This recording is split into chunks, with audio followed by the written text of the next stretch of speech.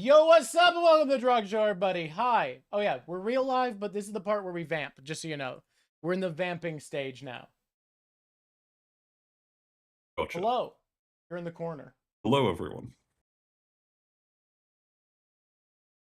You're Am I? covering I'm not Pikachu's currently face, seeing them. trapped in the corner. I don't have a frame for you. I should probably figure that out at some point. I pinged the wrong on the announcement. Fucking hell. Again? Yeah, you're right. That there goes relying on autocomplete. Just a moment. We'll do a proper announcement. Man, my camera is coming in chunky. It is coming in a little chunky. We might need to give up on the webcam, it turns out. It was smoother for a moment, but it's not looking as good anymore. Gotcha. Shit, fuck, shit. Nothing fell. How are you doing today, Mr. Motley? Would you like to introduce yourself to the early attenders? Hello, everyone, and especially hello, Iloni. You know me very well. My name is Motley, also known as AG Charlton. I am the author of the Tomes of Ascension series, which today will be celebrating the launch of my third book. We are. I just finished reading it because I put things off, but also I don't really regret doing that with this because it's easier to talk about stuff if it's fresh in your mind. And oh boy, I have a lot to talk about. For the context of today's conversation, Anyone we're going to be interested? I going... have just posted the link to the book in the chat. People should buy it. I'm going to buy it. I'll put my money where my mouth is. People should buy the book. I honestly highly recommend this series. Hello, Motley. Who's this random guy in blue? Yeah. Yeah, you should buy the book because I gave you a free copy. I mean, look, I don't have to buy the book, but I will. Also, I don't trust the digital era anymore. I'm going to start buying more analog media. I don't trust that it's not all going up in smoke anymore. Yeah, the format today, we're going to go into a bit of the preamble of the series in broad strokes so that people know the foundation of the story for us to talk about.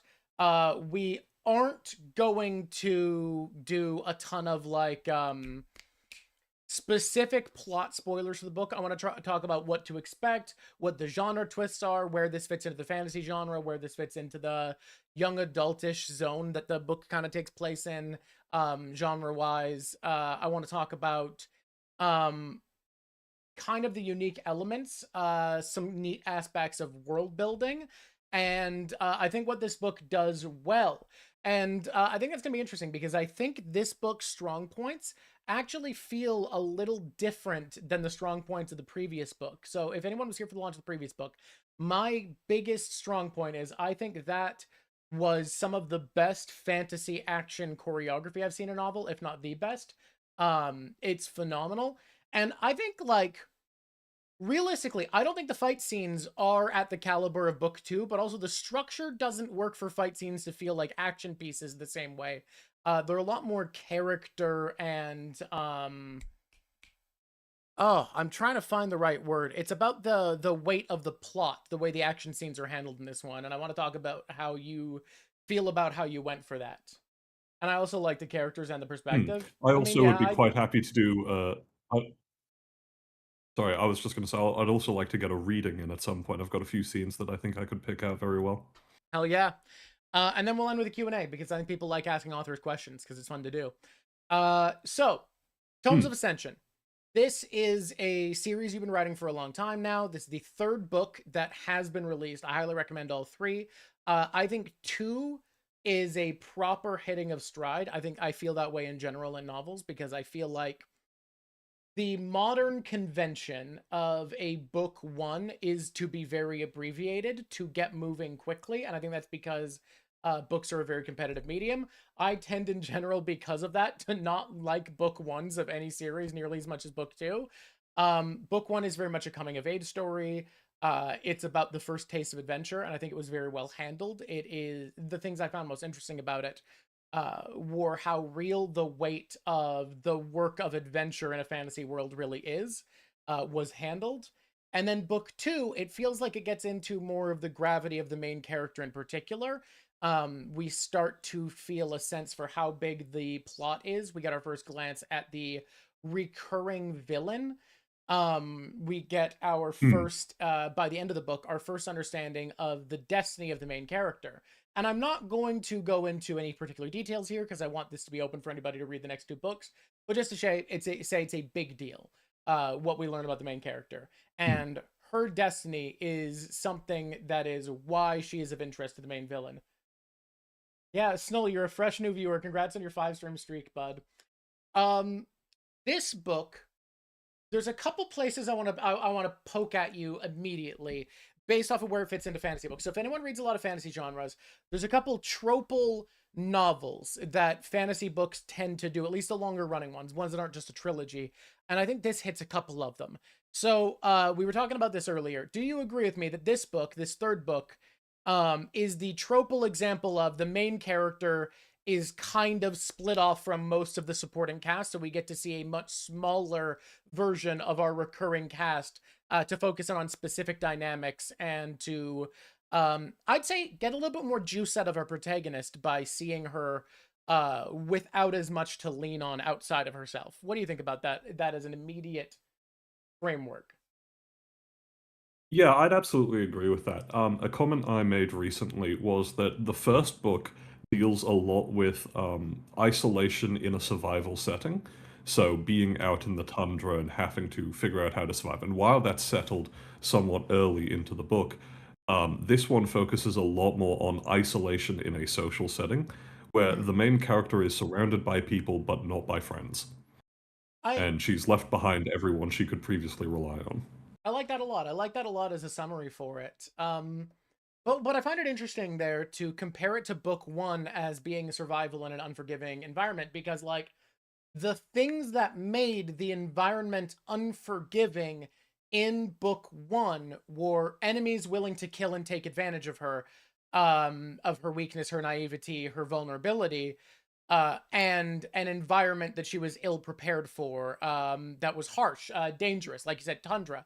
And what I find interesting about that comparison is that book three takes place in a less forgiving environment in both of those terms.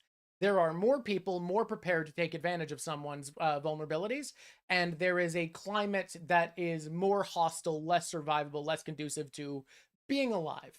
And I think that's an interesting Hmm. comparison to make because it brings up something that I hadn't really thought about, which is in this book, we get a more realized protagonist, and because of that, despite those aspects being objectively more dangerous, they don't feel like they dominate the story in the same way. Hmm. No, I do think that at this point in the story, the protagonist is so each of the books in my eyes has sort of had a lesson for the protagonist. Yeah, And the first book's lesson was that you can be strong. yeah, The first book's lesson was that she is a protagonist, functionally.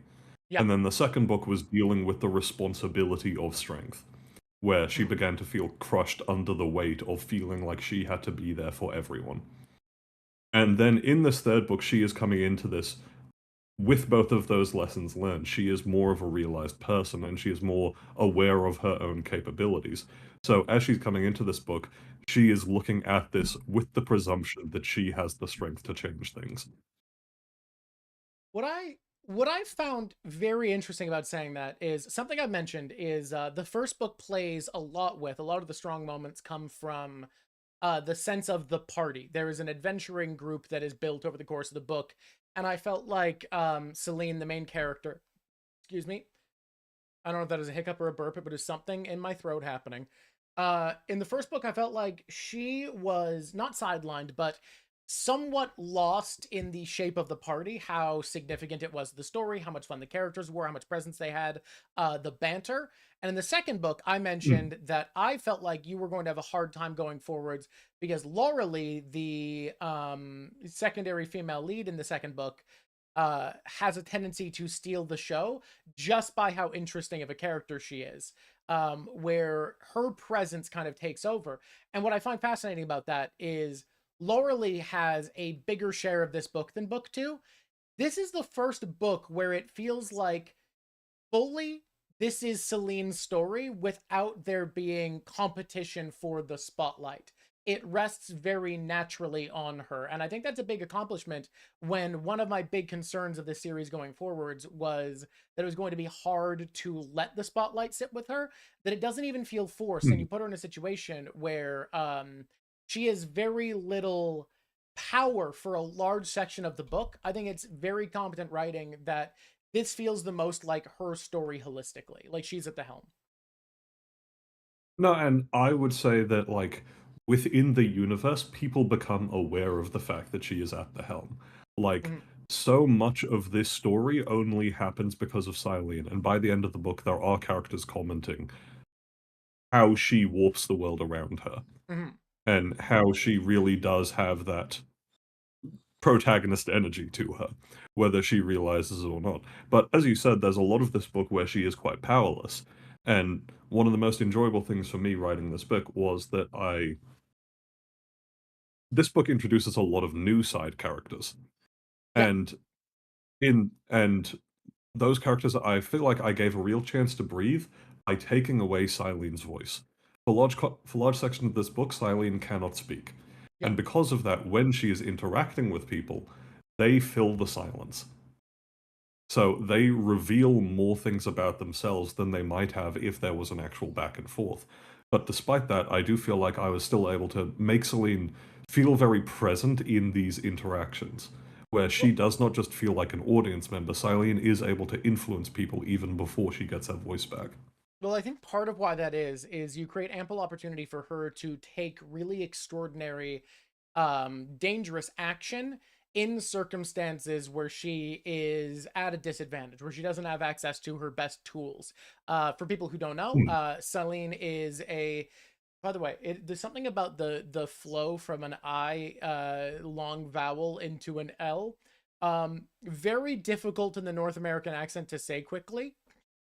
So that's why I Yeah, keep sometimes calling her Celine, because when you try to say oh, I Silene also quickly, often call her Celine because Celine is easier to say than Silene, but I'm sure Silene there's has more accents where that's not gravitas. true, but I think most English speaking accents, the is the default vowel sound.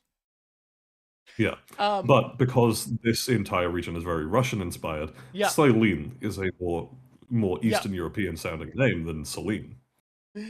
Um, but what I found interesting is that there's lots of opportunity for her to take the stage, to take dramatic action, which I think requires some decent craft and care.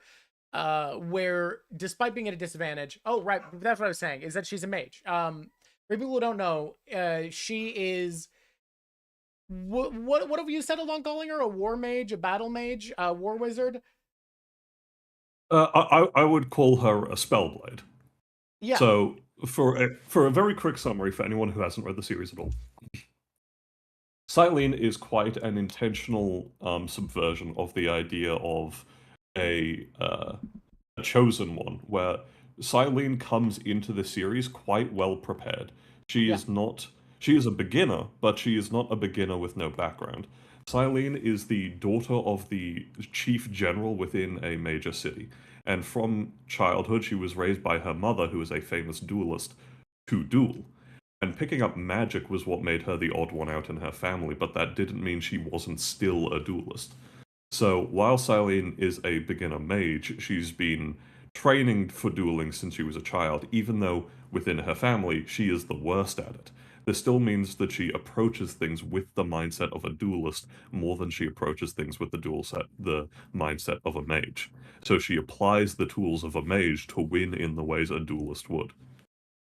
What I find very fascinating about that I didn't really notice until this book is um you're able to grasp at some of what people find appealing about the lit RPG genre with choreography around Silene. And let me explain what I mean by that. Because Hmm. one of the fun things about the lit RPG genre that people find is oftentimes the main character is coming at things from outside of the rules bound systems of the world everybody else takes for granted. Because of that, everybody else is working within a system of combos as intended by design, where they understand how moves work, how their abilities work. and combine them in very specific ways. Whereas the main characters of the lit RPG genre often end up feeling more spontaneous, having a feeling of a chemist, where they mix the physical reality of the abilities of their world instead of the arcane coded realities. And Silene in her choreography feels very much like that, where the mages of this world seem to have a focus on theory craft, where the idea of how to make a spell function differently is always from the perspective of how to change its components at the effectively Mm, coded level, designing a spell to operate in a way that it is not meant to. Whereas Silene operates in that, like a lit RPG character, a chemistry side of magic, where her training is very pragmatic and it's kinesthetic, and her reimaginings of spells aren't fundamentally changing the spell itself and specifically changing its physical impact by using it in ways that don't feel as design intended.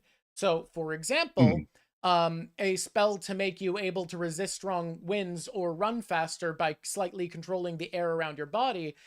She's able to take a spell that just gives her a cloak of embers and turn it into a, admittedly less powerful than her other weapons, but weapon where she can move the embers around her to create openings or make someone back off, etc. And it's interesting to see because it's this very creative chemistry side use of the magic system, where when we see other mages kind of interpreting their spells in this setting, it is more on that back end side of magic usage. Mm. And I would say that's also because, like, so you saying that done from a coding aspect was a very accurate way to say it. Because within my setting, I've always had it that human wizards approach magic like it is a coding language. I know HTML, and their spells are actually formatted in HTML. It's just that it's not literally written Mm-hmm. in HTML. And the way a spellcaster generally improves is by making their magic more efficient. So generally, they are considered siege crafters. Mm-hmm. A mage is expected to finish a fight in one or two massive spells, and it's everyone else's job to protect them. Yeah. Um, And so generally, they will spend a lot of time coding a spell so that its impact will be bigger and bigger and bigger, so that they only need that one spell. yeah. Silene's way of approaching magic is instead that um, she doesn't have the time to do that. Silene is her own defender. So Yeah. her spells tend to be a lot smaller and a lot less efficient, but they are brute force. And this is why she has had to grow in her capability, essentially her mana pool, to use more magic because she brute forces inefficient spells because she needs to do them as quickly as she But can because she's on the front line. But I feel like that's a lot of what's said by characters who have a knowledge of magic in her world. But I feel like it is worth noting that there is a source of efficiency in Silene's use of magic, in that she is able to make immeasurable leverage out of what, in terms of this world, are novice spells. Very Hmm. low grade basic spells she is able to extract far more utility out of, because her ability to merge two spells quickly with their physical impact, her ability to, and more importantly, her ability to use her kinesthetic and martial awareness to position the source of the spell, her body, more effectively than another mage, does make her able, I would say, to leverage a similar amount of effect out of her mana to the mages that are using these complicated spells, just via a very different, like I said, front end output, where by Hmm. changing the user experience to be the wizard attacking me is directly in front of my face instead of 40 feet away, she is able to get that effect with the same affect. It's just that energy was expended across a variety of spells and physical positioning. And I think that's really neat to see, and it puts her in this place where, like, uh she is kind of set apart from all the other characters, not just in the narrative sense, which is starting to become more and more clear by the end of this book, but in a practical choreographical sense, where she is Hmm. functioning differently in the fight than any other figure. No, I would agree with you on that, and it's partially because, like, a lot in many ways, Silene is in the you were talking about lit RPG earlier, and Yeah. another a bookseller I work with for doing my book launches, who's also a fairly well-known book reviewer, Mhm. commented to me that the first book felt like lit RPG, and the longer the series has gone on, the further I have moved away from it being the lit RPG genre. Like, I the further I've gotten away from these characters follow D&D rules. I agree with Um, that. That actually brings me to something I want to and talk to. Are you all right with going into something a little bit more not critical of this book, but a critique that I feel like in retrospect feels a parent of the first book that I wanted to get your thoughts on. Just let me finish what I was going to say Oh here, yeah, but sorry. I then thought the yes, I'd be sentence was happy done. to. That's my bad. Uh, so from like within like the D&D spectrum, Yeah. Silene is what you'd call a Gish, Yeah. where she relies on buffs more than like Silene she knows this world's equivalent of magic missile. Yeah. She very rarely uses it because to her that is a waste of her magic. Mhm. Silene generally casts these lasting spells that she can modulate the output of as she needs to. So she will have multiple spells going on her body at a time, and then each of them has levers she can turn to adjust how powerful they are as she needs to.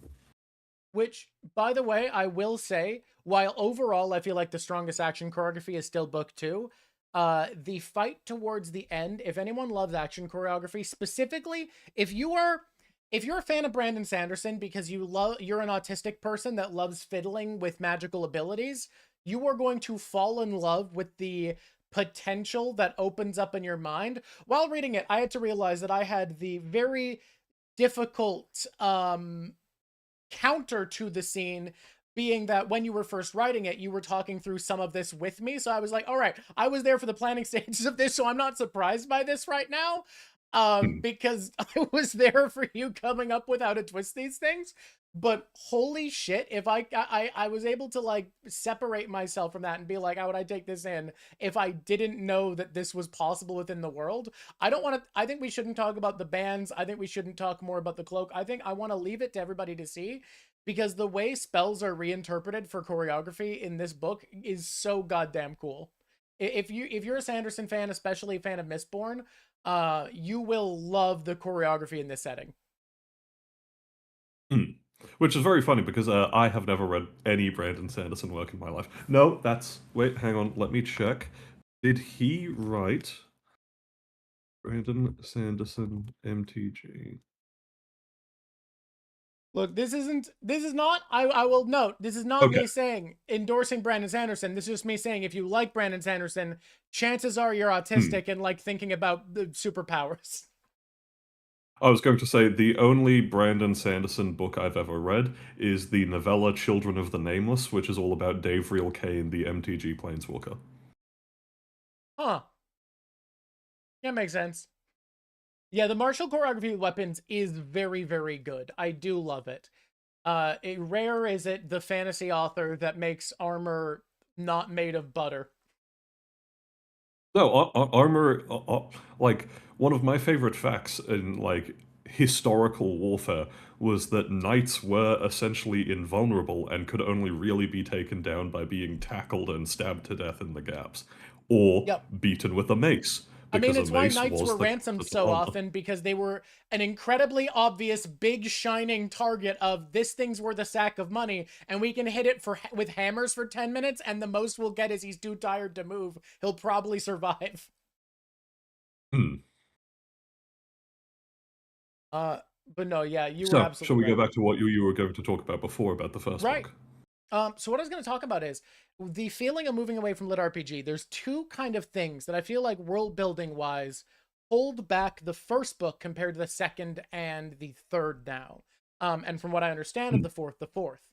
Um, now the first one is I think what the editor who's doing the book launch with you said, which is the idea that there was some more feeling of being beholden to D&D tabletop RPG structure at first. And I think that's definitely, it feels like the idea of the hell-blooded, the very defined essence of otherworldly beings.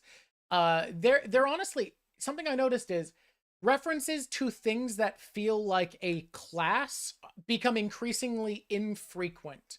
And then the other Hmm. one I've noticed is I feel as though the book, the way it represents the author's understanding of political complexity to things, has substantially changed between the first book and now.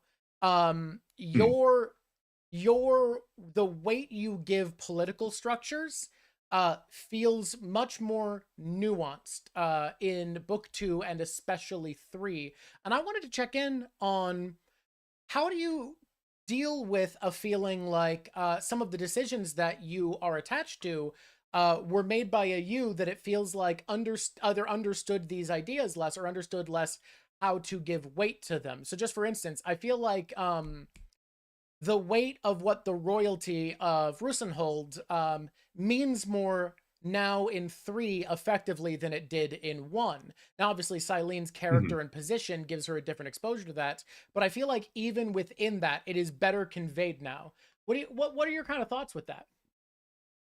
So, thankfully, when I wrote the first book is actually very limited in how many people are involved in the story. Yeah, And I feel like that was quite a good safeguard on my part.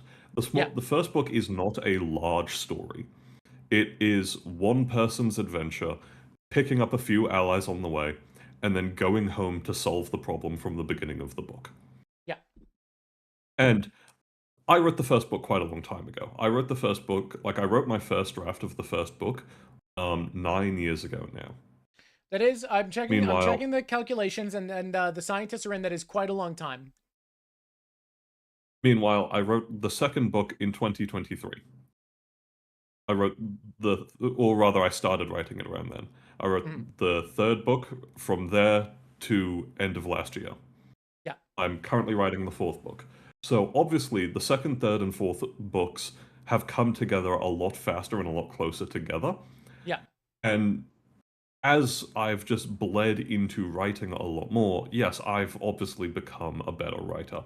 When I look back at the first book, I still have a huge soft spot for it. It is the beginning of the series. Of I course. think it lays down a lot of what I love about the series, especially from a character writing standpoint, because I think even back then, my biggest strength is my characters and my combat. And while I my would agree combat with that. got a lot better in the second book, I think while the in combat got a lot. Sorry, I'll let you speak. no, I was just gonna quickly add in that I think like your character work has still dramatically improved. I think your combat was so already fresh that as much as obviously it's gotten better, that still feels completely up to a par. Hmm. But I do understand what you mean in terms of like things have gained more nuance now, but Mhm. because the first book was a small story without that many people involved, it was fine for it not to have that much nuance back then, because it was nuanced to these individuals. Meanwhile, now as the series has gone on, I am dealing with groups more often, whether that be a township or a guild union or a small military. And when you're going into that kind of situation, this is where I have that opportunity to present this nuance. Because, as I mentioned, Silene is the daughter of the king's foremost general in a fairly major city state. It is a city state, um, but she is also the king's goddaughter. So Mhm. functionally, Silene is a princess. But because of the country she As far comes as from, political implications, yeah. yeah, as far as political implications, Silene has the same political weight as a princess. She is not in line to the throne, but if you hurt her, the king is coming for your head. It's like effectively a princess but of a king who has like 13 children, so there's no chance of inheritance. Hmm. I mean, what's kind of funny about you mentioned that the king. So the king is one of those characters where I feel like he could have had his own book as a prequel series, or rather, him and Silene's parents, Yeah, because all three of them were adventurers years before this campaign, and yeah. he only became the king because his brother fell off a horse. They got to stop doing that. These royals, they got to stop falling off horses. I And so the king comes in, and this was always very intentional on my part. The king of Russenhold is a very, very down-to-earth king, and that has shaped the world of Russenhold and the surrounding regions, where he is sort of just a guy first. He doesn't approach things with the mindset of I am the king. He approaches the mindset of this is a problem I need to solve with my friends. And sort of contributing to the fact is who he married. His wife is and the Queen of Russenhold is a barmaid he met down in another country who he just kind of fell in love with and took with him. So this is a weird segue, but this brings us back to Mhm. choreography, which of course keeps coming up, but I think like this is something I desperately want to talk about. And the way to get there is the king falling off a horse killing him is great. Because I love that human bodies are fragile things in this fantasy world. Because I feel like as much as I talked about there being a charm to lit RPGs, there is a lit RPG, Jujutsu Kaisen, fucking Naruto, uh, Demon Slayer ass, less Demon Slayer, rot in fantasy and in general any supernatural action fiction that is Mhm. just power scalar brain rot that I feel like is actually being represented in media. So there's this thing that I despise in the power scaling community of like if someone is blank level, they are hitting and taking hits at this level. And I it is third person switching POVs mostly around the main character Silene Mama Mad Dog. Uh I fucking despise that every character's strengths all have to go up linearly in fiction, where someone, as they hit Mhm. harder, can take bigger hits, etc. I love that at the end of the day, as far as durability goes, um, Silene is a somewhat tallish young adult woman who can be killed by such things as what would kill a young adult woman. Despite that, has the power to create flames that could melt a small army. And I just, it is maintained so well throughout the series that everything is harmable. Injury affects things. People's movements are affected by how they've been wounded. Bodies are not held up by an artificial level or power or aura that makes people, if they're a certain level of strength, be a certain level of indestructible. It is just Mhm. refreshing because I feel like that has started to go missing from action fiction. This feeling of like the fragile human body at the center of this combat. No, that just quickly, Eloni. No, Silene is actually quite tall. I believe she's around 5'9". Um, I'd put that in tallish. I'd say tall, but you have to specify woman tall. yeah, woman tall. She's But woman she is from a tall. tall family. Mm. Uh, but I've always maintained that my characters do not have a HP bar. Yeah, And I think that's sort of the core of it. And this is actually like, for all its faults, I am a big fan of the Legend of Drizzt series. And I yeah. think this is something the Legend of Drizzt series does surprisingly well. Which Where is funny even as because it's based off of a ridiculously world that over literally has HP bars. Yeah, Yeah, but like even as ridiculously overpowered as these characters become, like in one of the more recent books, to avoid an attack, Drizzt ascended to the spiritual plane and released his own body. He just decided he didn't need it anymore. But in the book after that, he gets too mad, isn't paying attention on a fight, and gets hit in the back of the head with a brick and nearly dies. Is like left in a coma for a week.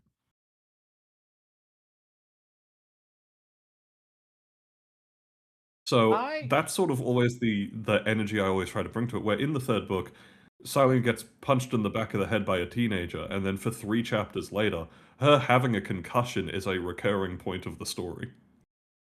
Yeah, because she is, at the end of the day, a person, and being punched in the back of the Yeah. head by another person is painful. But then when she's in an open confrontation with those people, their clumsy ass movements, their inability to know what's coming, the fact that they don't have training or experience, she fights them very easily because as fighters, They don't know what the fuck they're doing. But being Hmm. punched in the back of the head by them basically ends the fight, because that's being punched in the back of the head by a person. Yeah, and that actually sort of brings me to a point I know you've brought up before as something you quite like about this series, which is the feeling of mass versus strength. Yes, which So nobody fucking in the understands, and second it book, pisses me off. there is a vampire villain Mhm. who has like particularly notable superhuman strength. And she is 5'5" and about 50 kilos. And so when a character who is theoretically weaker than her, but is 6'4" and 120 kilos wearing full plate armor, rushes her, he just picks her up and slams her into a wall because she doesn't have the traction to apply her strength and stop him. Yeah, and like there are situations where these smaller, super strong characters could brace, get low, and handle things like that. But when it is just a giant pile of mass coming at them at the top of their center of balance, they get knocked over. And I just like, it's so bizarre how niche of a nitpick it is, but it bugs me so often to have it never be like a thing of any note in any fiction with superpowers, that like a super powerful person who weighs 110 pounds does not weigh more than 110 pounds. Yeah. Like, the reason they can So, jump real good is they weigh 110 pounds and have super strength. That also is a reason that they could just get throwed sometimes. hmm. And that actually I'm writing the fourth book at the moment. I'm about halfway writing the fourth book. Mhm. And with the same character who did that in the second book, where he just picked this vampire up, he has realized this is a good solution for him when dealing with problems. This is Thelonious, Silene's bodyguard, who is the principal hell-blooded character in the setting, who Mhm. is my equivalent of tieflings, functionally. And he is just a big dude, and being a big dude is genuine. Like he's a good swordsman, he's a good warrior, and later in the series he does pick up some warlock powers because he is directly related to a half devil who is willing to help him out. Um, but simply by virtue of being a big dude, that can solve a lot of problems for him. And in a fight on a ship, he just picks someone up and jumps on top of them onto the banister railing of the ship on the small of their back first. And this person should have been a gigantic threat, is stronger than him, is a mutant functionally, having been rebuilt by the main villain of the series. Mhm. But they still had a 120 kilo person land on the small of their back with all of their weight on top of that. And that And kind of just took them out. see, I love that shit. I love when no matter how how many superpowers you have, breaking your spine because a big man crushed you works. I don't know. I feel like every advantage should matter in choreography, and that's what makes me enjoy the choreography in this book series more than most, is that it really feels Hmm. like every little thing does matter.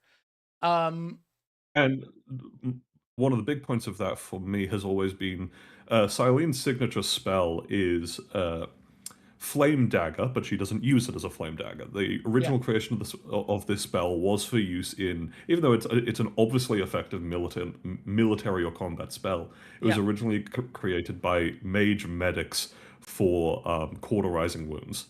Mhm. Silene applies it to the edge of her axe and just keeps that so hot that it doesn't matter that Silene isn't stronger than you. If Yep. she touches you with that axe, you are going to lose whatever was touched. And this allows me to give her that presence in a fight where Silene can just swing at people and they have to avoid it. Yep. It also benefits one of the big drawbacks of axes as a weapon, along with her ability to make a shield. Um, Admittedly, it's a bit of a non-bow with the power of axes being that it has a really heavy leverage point, so it hits harder. But one of the big issues with axes is that it's dangerous to swing out with because they can be parried really easily. But if you have, yeah, like you said, a regular gun, if you have a lightsaber axe, there being a risk of losing your fingies when they parry you is less substantial if they lose their sword because they parried you. Yeah. And then also the other drawback is they Uh, can't parry themselves, but she has a magic shield. And she will like she uses the fact that the axe gives her more leverage because Silene is, for a wizard, very athletic. Silene Yeah. is from a militant family. Everyone in her family is trained to duel. It does come up that while Silene isn't as fit as her sister, who is a full-time professional duelist who kind of makes her look bad, Silene is still, for her age and for nobility, very athletic. Mhm. But she is still a 5'9" woman. So having an She's a axe. 5'9" woman who does need to spend a fuck ton of her time studying magic and shit, and has less natural aptitude than the rest of her effectively warlord family at combat. Hmm, Okay, and no, Ilani, I spoke wrong. Parrying an axe isn't hard, isn't easier. It's that it is much harder to not lose your fingies when you are swinging with an axe and someone parries you. That is a real thing yes. because they don't have hand protection. Like, you can't tell me an axe has hand protection. I won't believe you, Ilani. You'll be lying to me and lose your HEMA points. But what I was just going to say, as sort of the end of this little sidetrack, was that yes, Silene uses that added leverage for like if she doesn't always have the Yeah, flaming edge to her axe, and she doesn't always have it on. It's not a like free turn this on whenever you feel like it. yeah, Um,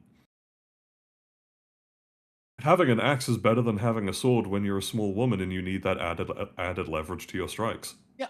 Because it does let her hit and crush and chop. It does if you use it like a punch taker. All right, you people, stop. Which You Celine does. understand what I'm saying. Fucking pedantic bastards.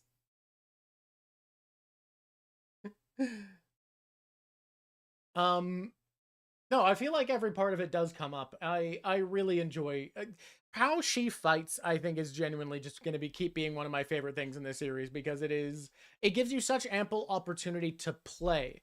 This is a Hmm. strange comparison because she is nothing like this Mhm. character. But it reminds me genuinely of some of the joy I get from Konosuba in seeing how Kazuma fights, of just, here's a combination of 10 stupid abilities that shouldn't do anything to win a fight with. Looking at the way No, Celine fights, it I does feel like if she was using any one of her tricks, she would die, and only ever wins and survives because she's combining 8 different tricks that she's using in a different circumstance every minute. So even the most competent fighters with more combat experience than her are really going to struggle to survive long enough to be ready for everything she can dish out because she is so adaptable. And that feels like it's such a playground for you as an author to find opportunities to create new circumstances and new rhythms in combat.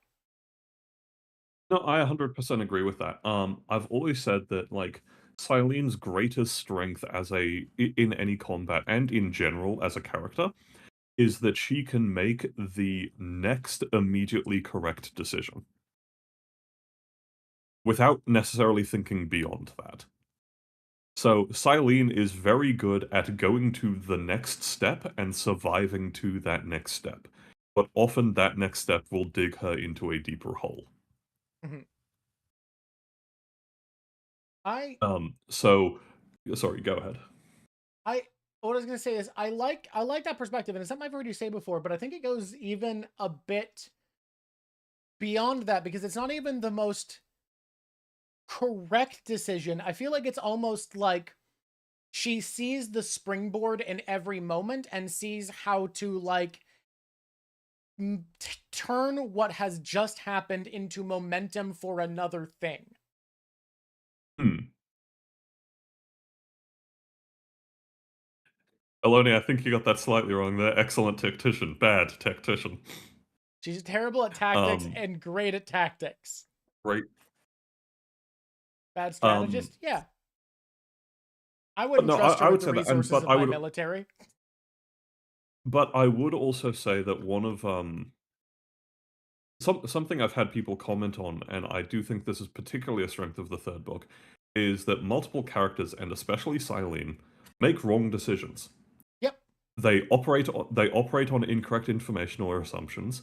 They do their best in what they think is right in the moment, and then they're wrong. Yep. Can And I say I something? do. that Go ahead. sorry, you finish, and I'm gonna bookmark. I'm gonna springboard off that in a sec.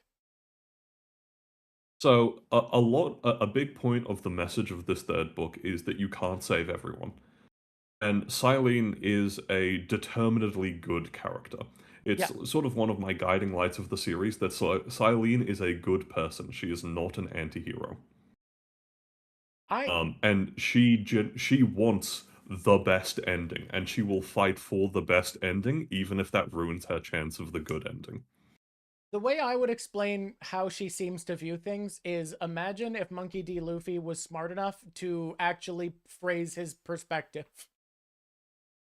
I genuinely, I mean, I love One Piece, and to me, to a degree, Silene is sort of if Robin was Luffy. Yeah, that feels right. Because like she has the Luffy like value of I'm going to save people, I'm not leaving people behind. I can work with anybody. There's gonna be good in someone. I can be a good example. But for Luffy, that's all monkey man crackhead instinct. And for Silene, she believes these things as a value. Yeah, and there's a line in the third book which I think is a really good uh flag in the ground. I'm trying to think of a right word for it, but Yeah. a key Tent pole? moment in defining Silene's character, where someone says to her, "Trying to save everyone is going to get you killed," and Yeah. she replies, "Probably." I noted that moment. It was very, very good. Silene is aware of the cost of her own morals. She knows that she's not picking the easy path. Yeah. She's not stupid. She is choosing to take this more Well, difficult path. and I'm not going to spoil it, but this book ends with her truly reckoning with the limits of her worldview in a way we haven't seen before. Like, the end of Mm, this book is her fully acknowledging that she is not always going to get the ideal outcome, no matter how much she believes in it. And yeah, taking, and that was the message for the book, which was there are limits. You can only push it so far. You yeah, can't save everyone. and she takes genuinely like scheming steps as insurance for her want to get the best outcome because she no longer believes she can have it, and or at least no longer Mm, is certainty. And it is a fascinating transformation to see because she truly, it doesn't feel like loses herself, but she kind of does feel like she did because it doesn't feel as pure to her to believe in these best case scenarios if she doesn't have faith that they'll happen. yeah. No, and it's sort of a point in the series that like other people are aware of her moral outlook. Like it's her moral outlook is a subject of discussion within the series, Yep. with other people telling her, "This is wrong. You're going to get us killed."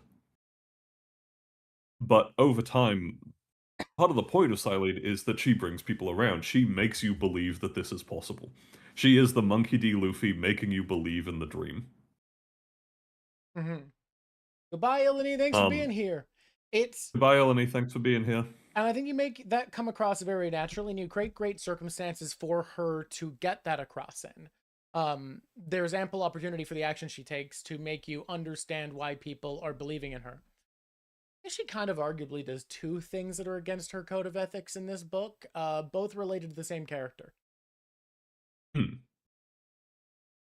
But as you pointed out, Silene is capable of scheming, and Silene does a Yep, good bit of scheming in this book. She is capable of being manipulative, but she yep. does that manipulation towards the ends of staying true to her morals. Hmm. I think that's a fair way to put it. So to go back a ways, where I put my bookmark was when Hmm. you're talking about characters being willing to go off of wrong information. This ties into a point around both narrative choices you make and world building, which is the changeling soar, which is Hmm. such an incredibly cool piece of world building. So, not talk about what it actually is. As far as characters are aware, these are places where things seem to manifest out of the ground that don't make sense, where the world alters people of weak soul and weak mind that go within them, where creatures are built as bizarre, misshapen, failed memories or dreams of a creature. And this is where they're also called, was it ogre nests? Yeah. And I think the best way to very easily imagine so the Changeling Saw is the name of the specific one that Right, that's a appears in the specific third one. book. That's a specific one. And then the other names were the generic ones. The generic name is that people call them ogre nests. Because Yes. my world's ogres are any creature that comes from these locations. And And a very easy way to imagine these locations is that they are a very early AI image generator. their deep dream. They are a basic large language model Um, where a a ogre of a human is a bad interpretation of what a human in a specific role should be. yeah. And So the ogre that does appear in this book is a bad interpretation of a farmer. and he just says like get off my farm and tries to hit people with a big hoe and is wearing like overalls that look kind of wrong. Yes, Nevermore, the ogre nests are basically the back rooms bubbling out of cracks in the ground. Sort of, yeah, and they do respond to the dreams of the people around them. Yeah. So the ogre nest that is near this farming village is filled with good crops and farmers because that's what the people in the local area are thinking about. Which is why they're often referred to as idiot gods. And the idea of But an in a ogre way, they are trying to respond to prayers. and it plays on the idea of ogres in a lot of fantasy being like this uncanny valley other thing. Hmm. Less comedically than Warhammer, but still in that fun space of like No, I would say I would argue almost more comedically than Warhammer because Warhammer ogres are like they can be funny, but they're also true. capable They're of being the genuinely most disturbing terrifying, creatures in the setting. but they're also silly. Meanwhile, like ogres in this setting, it really depends on what they are an ogre of. Um, Yeah. and one of you and I actually came up with the ogres together on stream, Yeah, and you were trying to find what you wanted ogres to my be in the world, and we ended up on this idea of like magic itself pretending to be a person. my favorite example of them was a ogre philosopher who walks into town and begins to argue with the philosophers there. Am I not enlightened because I do not have thought? Yet I know what I am. Because they aren't thinking, they are NPCs. They are literally created to perform a role. They are not truly sentient. Wasn't And a it ogre philosopher is aware of that, in that it is not aware. wasn't I don't know if you would have kept it, but I know early on you were talking about this idea that like 1 in a million ogre humans, by a coincidence of things lining up right, might act as such a perfect simulacra that like you couldn't know if they were sentient or not. And if you asked them, they'd be like, well, I don't know. Yeah, like they would probably go, I mean, are you? I don't know, I might be. I have a job, don't I? I'm a soldier. Oh, And you'd be like, they would just be like, I'm me, aren't I? yeah, as far as you can interact with, aren't I a sentient being? I've reacted, I've had emotions, I built friendships, and you'd be like, what? I And those would probably arise from those would be where actual like the concept of a changeling would come from, Oh my where god, you're these right, yeah. are dreams of specific people, Yeah. and the saw has created a simulacra of a specific person. God, when I was reading it, I just got this idea of like an ogre nest near a big city. Like, let's say a city expanded so much that there was just a quarantined off area that was left as an ogre nest because you can't develop over that area, obviously, and there was nowhere else to keep expanding out. But within is just dreams of city life. So there's just ogres walking around, and there's these random piles of things from ogres who are buying things from ogres who are selling things, but nobody has a house. So they're just wandering around picking things up from stalls and putting them in piles. So if you went in, it would just look like some mad factory. Yeah, that would pretty much be it. And I did just have the image on. If you go to the other side of the blockade that's keeping them out, the ogres have put up road construction signs on their side of the blockade. Oh, that's so fucking funny. You just have ogres like in shifts taking the signs down, putting up new road construction signs, having shifts flagging through carriage traffic that isn't there. Hmm. Oh man. Having different levels of ogre nobility, ogre workers, ogre beggars who are being thrown money that means nothing. Yep. So everybody just has money and the money's misremembered, so it has digits on it that aren't real numbers and random almost faces or like coins with kind of what looks like a bird maybe, but they're all different sizes and colors. Hmm. You bring them to a metallurgist and they're like, it's like this one's mostly copper, partially tin. This one is somehow mercury. I don't know, man. They are all quartz. What do you mean? So, Green Entertainer, here's the thing. A necromancer in the book does make skeleton animate soldiers out of ogre skeletons, so they are real material. So yes, you could absolutely build a house out of ogres. I mean, what you could build a house out of is what is produced by the Changeling Sword, because the Changeling Sword does not only produce ogres. Ogres are the animals, Yeah. including humans, created by a Changeling Sword. But will like if you're dreaming of crops, the Changeling Sword will fill with crops. Ooh. Hear me out on a little world building thing before I move on to my other point I was going to do from this segue. All right. Hmm. Absolutely forbidden to employ golems in any area near a changeling soar. Sorry, that's this place, any ogre nest, because it's so incredibly dangerous to have people dreaming of golems near one, because they just will be functional, but they won't have a task or any methods built in for controlling them. So they will be an unpredictable agent that will be perfectly functional. It's a very cool idea, but I have not introduced golems yet, and I don't know if I even will to begin with. All right, if constructs come up, they've got to be banned usage in any town that is near an ogre nest. That's what I'm telling you. Yeah. So, you had another thing you wanted to segue to, Yes, in this as segue, we're they moving talk further about and further away from the books.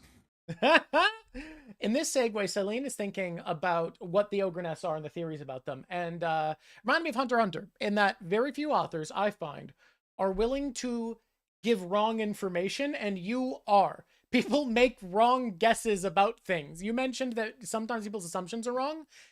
People's knowledge, people's lore, and they'll acknowledge this is often just guesswork, and they're often wrong. Celine at one point Hmm. does something that she's like, this will get rid of the bad guy, and it does not. There, It makes it worse. yes, there are rife opportunities in this book for people to just do the wrong thing because they have the wrong information, and I love it. It is refreshing, honestly. And then I want to talk about one more trope that you kind of tackle. There's something that a lot of people despise, which is when someone does something wrong for what they perceive as the right reason. People will often in books say, "Oh, they'll never understand. I can't tell them." And what you do instead is you have a character go, "Ah, fair dinkum," and then go and explain every single part of why they did the bad thing. And then the other character has to sit and go, "Yeah, I disagree with your point, but I understand that you fully think you're in the right, and I actually fully get why." And now both of us need to sit in the very awkward feeling for the rest of the book of, I entirely understand your point of view, even though I think what you did was wrong and hurt me in a lot of ways. And I know you think you're doing it for good reasons. And that was so much more dry and raw and uncomfortable and interesting than the alternatives, which would be what I find books often lean to because they're easy, which is either you wouldn't understand, just know I'm doing it for a good reason, and then the person goes, I don't believe you, or the person comes clean and the other person goes, well, I disagree, so I still hate you. And I think this feeling of empathy is so much more real and so much more textured and interesting and complicated because it doesn't come to a Mm. real emotional resolution. That conflict, as this relationship progresses, is still entirely there, unresolved, because it just bringing up the reasons just made them able to still go on understanding that this wasn't some dramatic reversal. You haven't changed fundamentally as a person. Um, but it didn't really fix or resolve anything. No, and I will, like, this is a slight spoiler, but it's revealed on the back of the third book. Laurelie, and it's not really a spoiler because it's sort of their setup from the beginning. Laurelie is the antagonist of this book overall, as well as being the secondary protagonist. I think Laurelie that's fair. is Silene's biggest supporter, but she is also the problem that caused all of this. Yep. But you are right in that, like, very early on, Silene has the comment of, I wish it wasn't still you, because then I could hate you. Yeah. But There's this wish of nothing. like this reveal of betrayal has a reason that is, oh, this was all a lie. You were manipulating me. I'm a fool and now I can hate you. And instead it's, no, you're the same person and you think you're doing the right thing. Yeah, and it's you're doing the right thing even though it's hurting you as well. Yep. And it, no, an ogre relationship counselor would just ask the same vapid questions, Green Entertainer. It wouldn't help. They need a real relationship counselor. I would just turn to them over and over and say, and how did that make you feel? Which, you know, for some people is enough. Like Katra, And then it would Nodora, and slowly glitch out She-Ra. and go, and how did that make me feel? And how did that feel make me? And how did me feel? Me. Like Katra, Nodora, and And then She-Ra. it would split It's into a similar to that, second. yeah. It's not the same, obviously, because they're not from the same fascist empire and grew up as sisters or whatever, but like very similar in the terms of like what has happened is very in the open and known and Hmm. understood, but more mutually, honestly, where each of them fully understands why they disagree in this way. They fully Yeah, get it. and neither of them thinks what the other is doing is just a evil, stupid decision. Silene can see the good in what Laurelie wants to do, Yep. And and yet Laurelie can see but she that, still has to say, "I can never let you do that." well, because Laurelie knows that one of the things she loves in Silene is that she would never be willing to go along with this very pragmatic thing instead of aiming for a best case scenario. Hmm. Which is, of course, the tragedy between them, because along with being the antagonist and the secondary protagonist, Laurelie is the love interest of this book. Yep. Like Hence, the Toxic Yuri. like the thumbnail says, Toxic Yuri Witch Nightmare. That's this book. Which actually And I do great want to segue get to the into next the point, which nightmare is side of things. the next segue was this is horror. And we talked about how one of Yes. the things that we have here is a bit of a genre departure where I miss when fantasy books were willing to have a book that was just like a little fun side quest that was cool and expanded the characters instead of feeling like we needed to be constantly in pursuit of the main story every single book. Genuinely, this is not being ironic. I miss side quests in fantasy novels, and that's what we get here, god damn it. And this time, the side quest is horrifying. Let's talk about your approach to horror and how you To a felt diving degree. into that. So, just quickly on the concept of this being a side quest, there are sort of several layers to this being a side quest. Where, to a degree, yes, it is. This is the critical, literal, like physical plot that is happening here Yeah, is not related to the primary antagonist. The primary antagonist is not involved in this story. yeah, But within the concept of the secondary antagonist, which is the Mother's Hand and Laurelie, yeah. this book is incredibly important to them. And within the real overall plot of the series, which is Silene's journey, this book is incredibly important Oh, it feels like her as it character pertains progresses to more here her, than in any other book. Yeah, but also in the concept that in the second book, Silene is given the task to know herself. And in this book, that comes to fruition in a very plot relevant way. But what I mean by But side quest is I feel as though this kind of thing, this departure from the main progress, from what we have set up as the quest we are going on, and we're going to have a mm, new issue, a new location introduced, and we're going to tackle that, and we're going to expand our characters, and we're going to build knowledge, but this is not in pursuit of what has become the main goal, isn't very done. And I think a lot is lost mm. in the fantasy genre for that. Because I think No, they're and sorry, you go. I was going to say, at a core, like, one of the core goals of this book is that through the primary antagonist of this book, aside from Laurelie, which is the Witch, and Yep. I'll be getting into the Witch in a moment, the Witch is a way to explore the main villain of the series, the Scholar, at a smaller scale.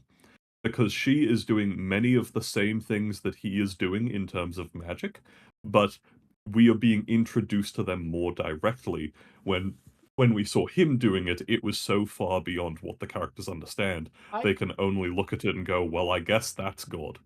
I when I was reading this book, I came up with a way to describe the witch as a threat, which is imagine if you discovered what was supposed to be the final boss of a level 20 D&D module that took you 2 years to get to in like literally the first week of its plot line starting. See, I Just got nip that in the bud. I got a description of the witch that I really love, and it's sort of a description of the plot as a whole, because the witch is not the only antagonist. That's sort of Yeah. the issue of this book. Well, not Th- the issue. I think that's the strength of this book, There's is that three there is antagonists, yeah. no this is the villain. There is no the story is over. There is I no think it's just clean four happy antagonists, ending at really. the end of this book. Um, but what I would say is the true antagonist of this book is generational trauma. Yeah, I can see it.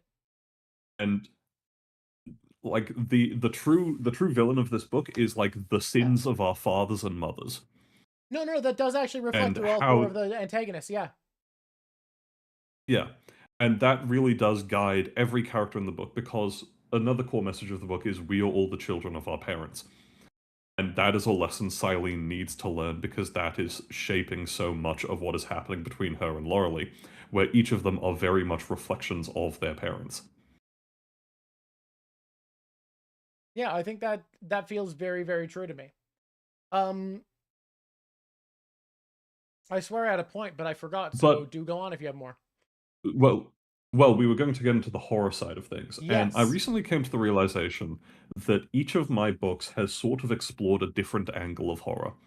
So, on the whole, the genre of horror that my series falls into is cosmic body horror. Um, I am a very big fan of Dead Space, and I think that's pretty obvious at times. I wouldn't have actually thought about that until you mentioned it. Because I was definitely more stuck in the Nurgle space in this book. Hey, everybody, if you love the aesthetics of Dark Tide and Vermintide, you're going to love the descriptions in this book. Hmm. But I do see But that.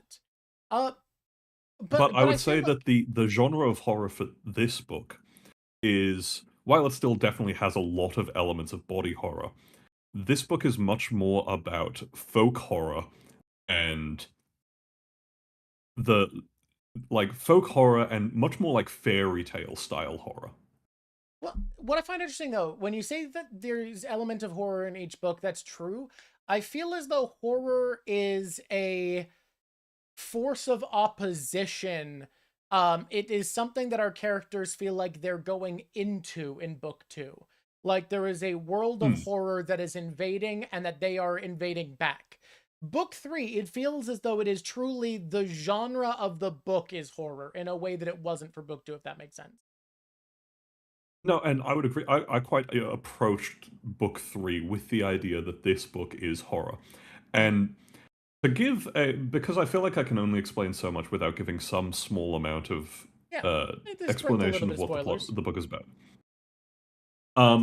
This book takes place almost entirely in a small, like quite backwards regressive town in a region of the world called Vesgod. And Vesgod is this isolationist human region that worship the old human pantheon of the Totoika, which are the grandfather, grandmother, and parent of humanity.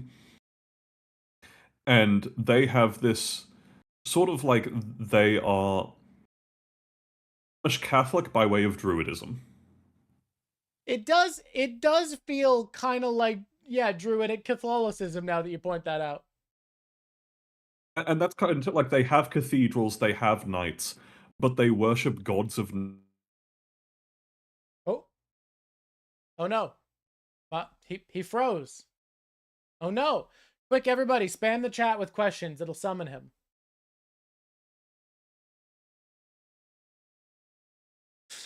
Oh no.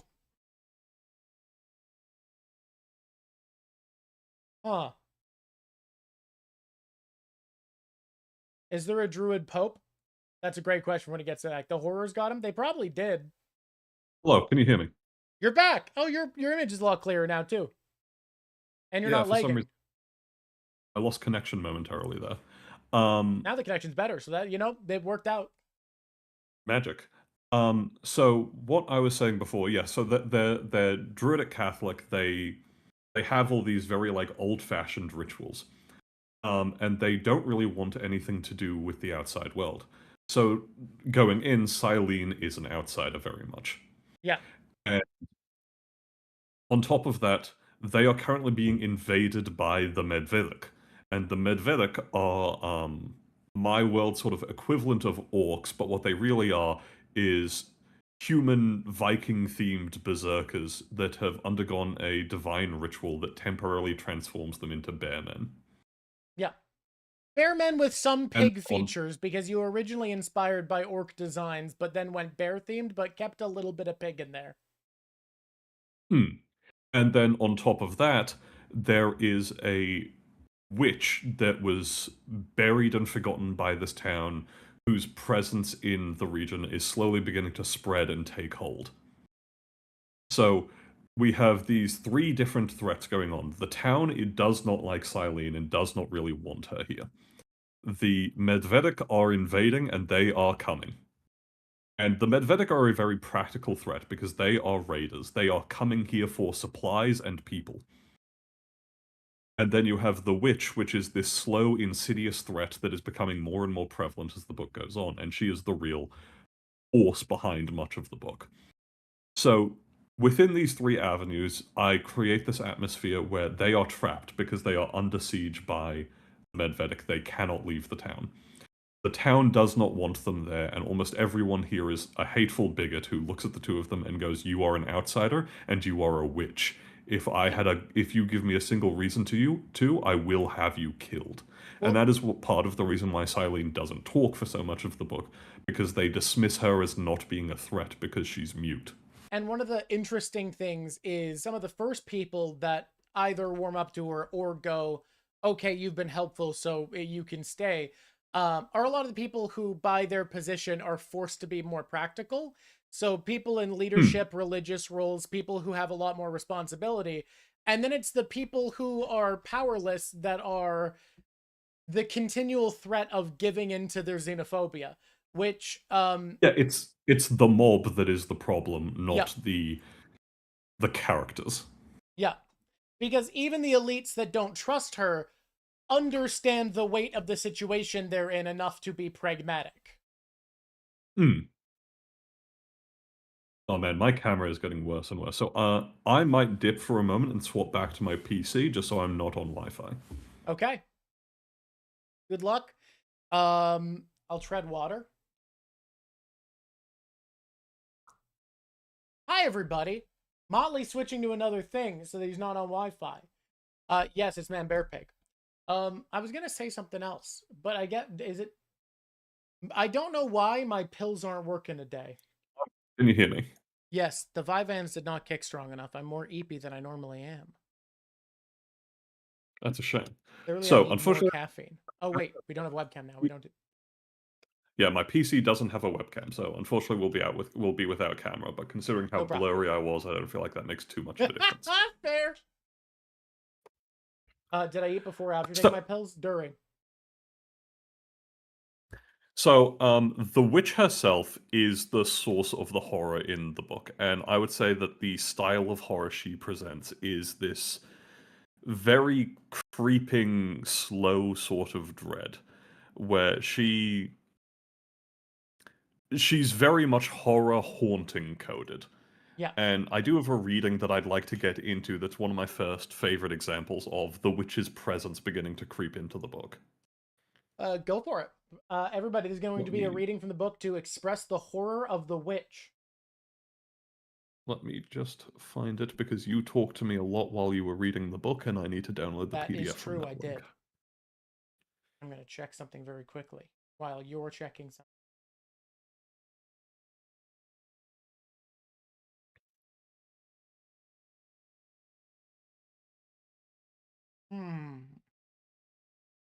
I forgot what I was checking.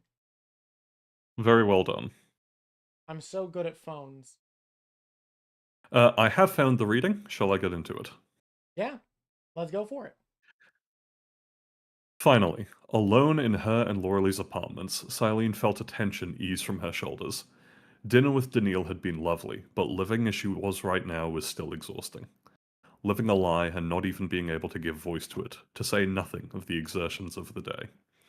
Still, she had to admit she was pretty impressed with herself for how she handled the witch's servants.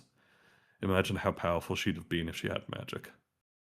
Korax let himself down from her scarf and hopped into her bedroom to get himself comfortable. Silene looked to Laurelie's room. She still wasn't back, and she hadn't been carrying Silene's axe or tome when they'd left. They were surely in there. She stepped forward, placing a hand on the door, and froze. Some ancient prey instinct deep in the animal part of her brain told her, with no room for argument, something was watching her. Someone was in the hall with her. She turned to the door, expecting to see Laurelie there, but saw only the dark wood. She turned the other way, to the washroom. That door too was shut. Korax warbled nonsense to himself in her room as he tugged the blankets to his liking. But other than that, there truly didn't seem to be anyone here. But then, why couldn't she shake the feeling that she wasn't alone?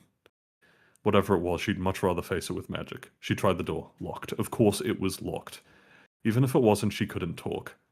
Frustrated, she slammed her hand against the door as a shaky breath left her. No, that wasn't right. That hadn't been her. Someone else had drawn in a breath. She spun to and fro, certain now that someone was watching. Still nothing. She strode to the washroom and threw the door open, Helena's fighting knife in her hand. Nothing. Damn it, nothing. Who's a pretty bird? Korax warbled in her bedroom. Good bird. It sounded like he was repeating someone speaking to him. Silene hurled herself out the washroom and over to the bedroom. Korax scrawled his way under the covers and was warbling happily to himself, preening his feathers. Clever bird! Bitch! His amber eyes glittered, catching sight of her as she made her way in. Silene! He made the same gasping noise she'd sworn she'd heard in the hall. Silene! Silene sighed, shaking her head. She was losing it. It was just Korax trying out new sounds he'd taken a liking to, that was all.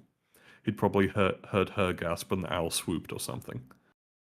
Leaving her hat and scarf on the doorknob, she undressed as she made her way to bed, crashing down next to Korax with a groan. Irritably, he pecked at her chin and cheeks for messing up his nest, but hardly protested when Silene climbed beneath the covers and hugged her familiar close. His gentle, happy crooning settled her mind as, after a prayer to the Wanderer sang only in her thoughts, Silene drifted into a fitful doze. It didn't take long for the dreams to begin again. She was back in the monastery, running through the flames to evade the grasping paws of the satyrs. This time, witches in threadbare, smouldering imitations of Silene's own outfit screamed in the center of every pyre, their arms threaded through crossbars and bent out of shape. Their howls of agony and pleas for death followed Silene into the central cathedral, as she barely leapt from the grasp of a goatman, crushing his fingers in the door as she slammed it behind her. The splatter of blood around the seal was all too familiar. The cathedral was dark, free of the flames, and Silene sat to take a moment to catch her breath, settling before the statue of the bird woman and Laurelie, filling her lungs with heaving gulps. Before she could even begin to get comfortable, though, goosebumps erupted across her flesh, not from any chill, because even in here the heat of the flames outside was stifling. No, they came because she heard her own breathing echo back at her in stereo. Someone emulating the gasping cadence in the pew right behind her own. She began to turn and was intercepted by a hand, burned black, grabbing her chin and yanking her the rest of the way round. They burned me, slurred the broken wreck of the witch behind her through black teeth and hollow cheeks. Only the limb clutching Silene remained, the rest burnt to blistering stump, pus and blood weeping from them in equal measure. They burnt us all and they buried us. You'll be no different. Up above, the ceiling flexed, bowing inward with a boom of impact. The burnt witch tried to smile without lips. At least I won't be alone. Another boom of impact, like dirt and stone falling atop a coffin lid. Dust and embers rained from above, their beams above them creaked, bending, beginning to break with the splinter of shearing wood. Selene tried to pull away, tried to get clear, but the witch's ruined claws held fast. Wake up, Silene! The witch cried in Laurelie's voice. Let go of me! Silene screamed, swinging her fist at the witch's ruined features. Silene woke to Laurelie shoving her back down onto the bed. Right in the jaw, Laurelie muttered, rubbing her cheek.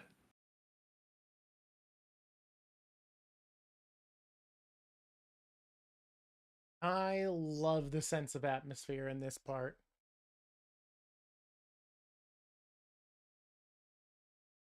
Hey, you gave Nevermore So I think, goosebumps. hell yeah. Tragically, my room is far too hot for that. A small, unair-conditioned office with a warm computer.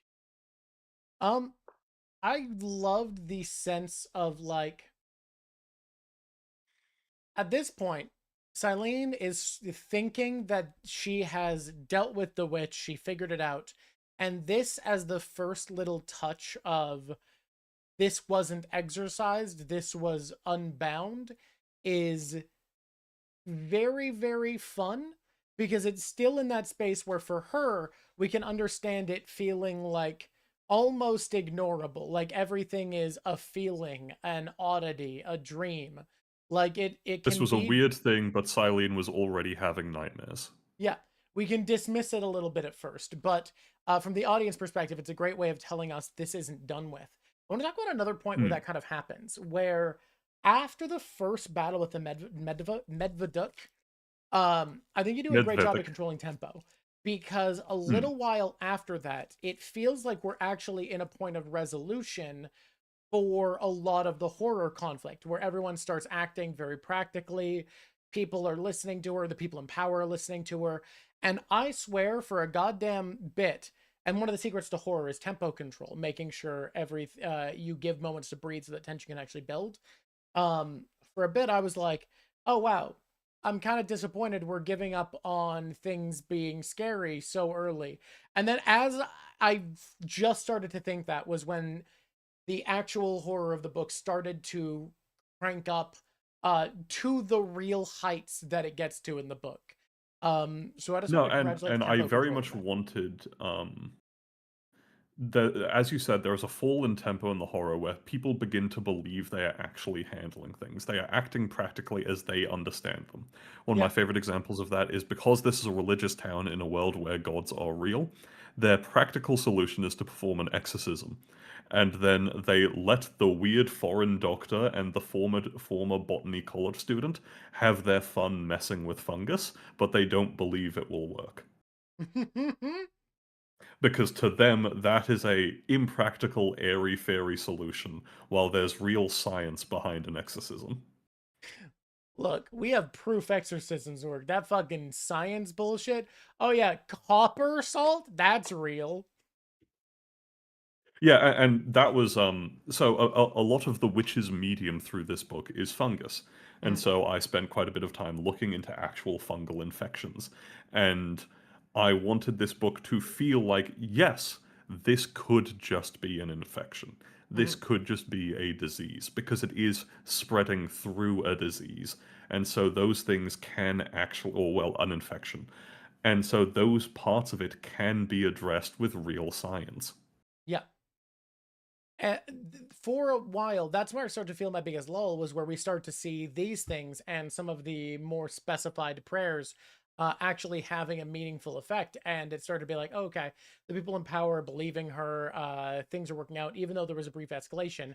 It feels as though we are at the heart of it. And then it gets so goddamn much worse so quickly, right about the point that I start to feel like, okay, so we've done with the horror and we're turning into a very practical threat now. And then you realize that the horror very quickly spirals out of all control. And that was Yeah. very much the goal there. No, like I said, it genuinely, the feeling I get from this is that in a fantasy world, this is the type of thing that would be the final boss of a level 20 campaign module. It's just we got to it in the first week of it starting to become that. Mm. And that leads me to, so I want to talk briefly about, moving away from the horror, I want to talk about the Medvedic and the townsfolk. Yeah. So the Medvedic are some of my favorite parts of this book because a lot of people who have read this book early go in hating Wojownik, who is the leader of the Medvedic.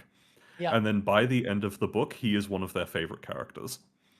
Because Wojownik and the Medvedic in general present a more pragmatic side of life to the townsfolk. Yeah. They are going in with less generational trauma around them towards Silene, even though they are not without generational trauma, because Silene's family hunt Medvedic. Yeah. They are basically the like respected and feared demons. They see her family in, I was gonna say the like the Covenant sees Master Chief, but they do just hate him. There's no respect. They're just like, fuck that guy. No, I guess the elites do respect him. Like the elites of the Covenant see Master Chief. Yeah. And the Medvedic, I think, have a very interesting outlook on life, at least in my opinion, Yeah. where they worship the concepts of the primordial man and the primordial beast. And even though they are these Viking raiders coming here to take your supplies, take your food, take your... Surprisingly, they're not actually that interested in the concept of taking slaves. What they want is skilled labor. And that skilled labor will become citizens when they are returned to the north. It's one of the very funny thing where they're like, we want 5 skilled men, and 5 women. They're like, we're not going into slaves. And he's like, slaves, come on. Citizens, like, well, why It's do you like, want we women? need And a it's like, carpenter. well, like the skilled labor needs wives, probably, man. I don't know. We can't. It is irresponsible to just increase our population by men. That it isn't good demographics. Come on. And like the concept of like they are coming here because they don't have enough food. So the idea that if they were taking mass slaves, they couldn't feed those slaves anyway. So what they want is people who can complement their civilization. But to go back, they worship the idea of the primordial man and the primordial beast. And to them, killing is a real sin. Killing is a shame that you cannot really recover from. And that is why they have the Medvedic, which is the cowl of the beast, because a beast cannot sin. A beast does not kill with malice. And There's so by becoming a Medvedic and becoming these bear men, they are absolved of their sin when they are forgiven and strip it off. there's a line I'm in love with at the very beginning of the book where Wojownik, who has like far more ability to keep his temper fully under wraps while he is in his cowl than the average Medvedic we kind of get the vibe of, is intimidating the townsfolk and says effectively, our demands are simple, enough food to keep our people fed up north, some lumber, some cloth, 5 men, 5 skilled laborers, 5 women, because as much as my men would love the slaughter that is to come if you say no, when they wake from this bestial dream, they will regret it. Like I Yeah. love that line because it's this very clear implication of, yes, they are a savage creature, but I don't want them to be burdened with the knowledge that they were a savage creature. So we'd rather you guys just give up. Yeah. And they have this concept that that if someone else kills and it isn't in self-defense, then those other humans are monsters. Yeah, They see like paladins and knights as greater monsters than they are because they are killing with no shield from the sin. They are yeah. killing as men, not as beasts. hmm It's it's fascinating. I also love a line he says early on when he's raiding of we won't take enough to starve you. After all, we'll be back next year. Like they're farming them. I don't know. I can understand someone hating Wojovnik. I fucking love that guy from day one. Biggest fan. I Yeah, love a I raider love with a Wojownik. code. Yeah. And Wojownik is like, he is a very practical character, where early Yeah, on we he pick is. up that he wants, he actually says, you can give us 5 men or 5 women, or you can give us Silene and Laurelie. Yeah.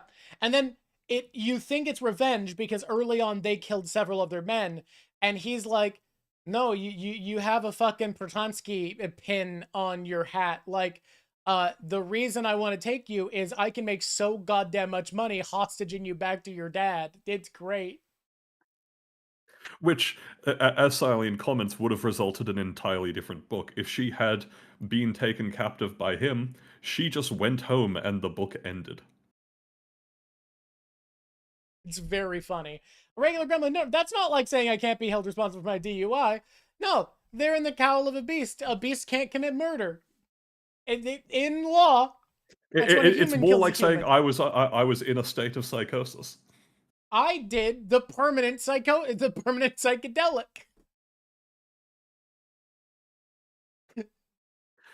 But then, like, in contrast to the Medvedic, you have the townsfolk who do have this generational trauma around witches, and Silene is only given this avenue um to be safe among them because she makes this immediate good impression, and she immediately makes some friends by saving a little girl's life.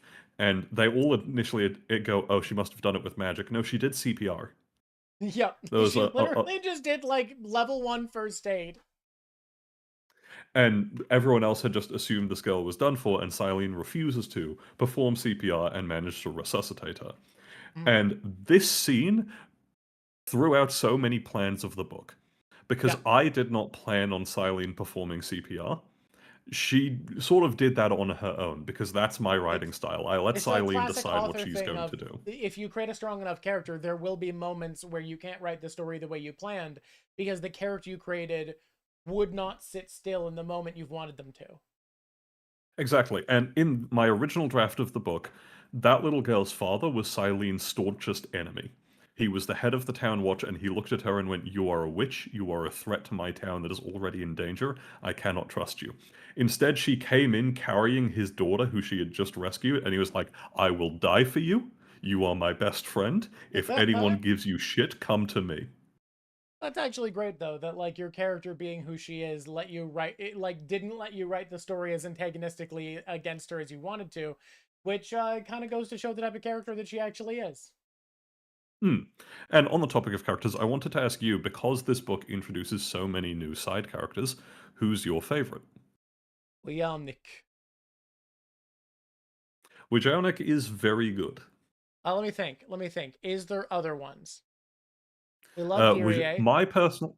My personal favorite is Daniil, who is the local town doctor, who is by far the most educated person in the town.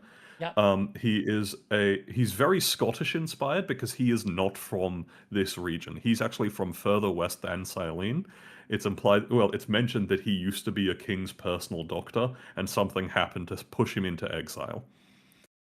He is a small gay Scottish man who's married to the town's local tavern keeper, and he is by far the most savvy person in the town, and immediately becomes Silene's new mom. Um, we do love them. Uh, we, why can't I remember? Is it Ira or Isra? There's Ira, who's the town priestess of Matolojai, which is the Harvest Mother, Yep. and then there's Illy, who is the town priestess of Tvesti Devasin, who is the parent of mankind. And I always say parent because Tvesti Devasin is portrayed as a hermaphroditic god, which Yep. is why this town is a little more progressive than you would expect from a druidic Catholic Amish nation. Because they worship a hermaphroditic god, they're quite open to the idea of non-traditional gender roles. Uh, we love Helena. We love Dyrie. The two knights. And I will mention Helena is a character who holds a special place in my heart because Helena is meant to be Silene in many ways. Helena is a person who is very, very similar to Silene in the ways Laurelie isn't. Where Laurelie has like shares a lot of the same passions as Silene, and they make very easy natural friends. Helena shares a lot of the same personality traits as Silene, and she is a paladin of the of Grandfather Winter.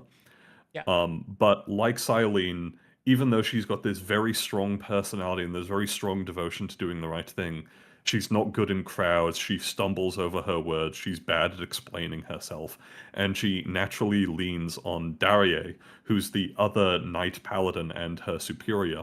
But unlike her, he isn't actually capable of miracles. He is the rank of paladin. He is not the idea of a D&D paladin. He is just a knight of the church. Man. No, I don't think anybody beats Woyannik for me. I know you're pronouncing with the J, but I can't see something that looks like it's Eastern Northern European and not put the Y on that J. If Aloni was here, I would ask him how to pronounce it. He's Ukrainian. Iloni went to bed, so I'm gonna say Woyannik, and I get to be right. I am obsessed with characters who are a big pile of muscle, but also have a code of honor and are positioned as a bad guy, but are pragmatic enough that it's incredibly easy to convince them to do the right thing when there's a true evil. That's an archetype I'm in love with. Hey, have I mentioned that one of my favorite Warhammer characters is Huron Blackheart? Yeah, that's not hard to believe. Incredibly pragmatic man. Well, Mountainish Tree, I could be wrong. I thought he was Ukrainian. If he's Swedish, I thought he was Swedish. there you go. Which one's Finnish? You might That's be right. Narwhals. Narwhals is Finnish.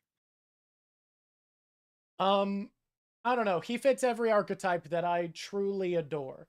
Now, don't get me wrong. Awkward lesbian knight, also a great archetype. I'm a big fan of. So it's one of them. So that they actually, now that I think about it, the one of them was gonna win. Yeah, and on the topic of awkward lesbians, I would mention that on top of being a lot more horror focused than the previous books, I would say that this book is a lot more sapphic and a lot more willing to lean into the romance side of things. It was much more willing to lean into the romance, and to the point that, like, I was kind of surprised. It didn't feel like bad writing. It felt in character, but I was surprised at how quickly it felt natural for Silene to kind of be like, oh, even though I'm dating someone, it's a self-awareness of her. She wasn't willing to lie to herself and pretend that she didn't love her captor.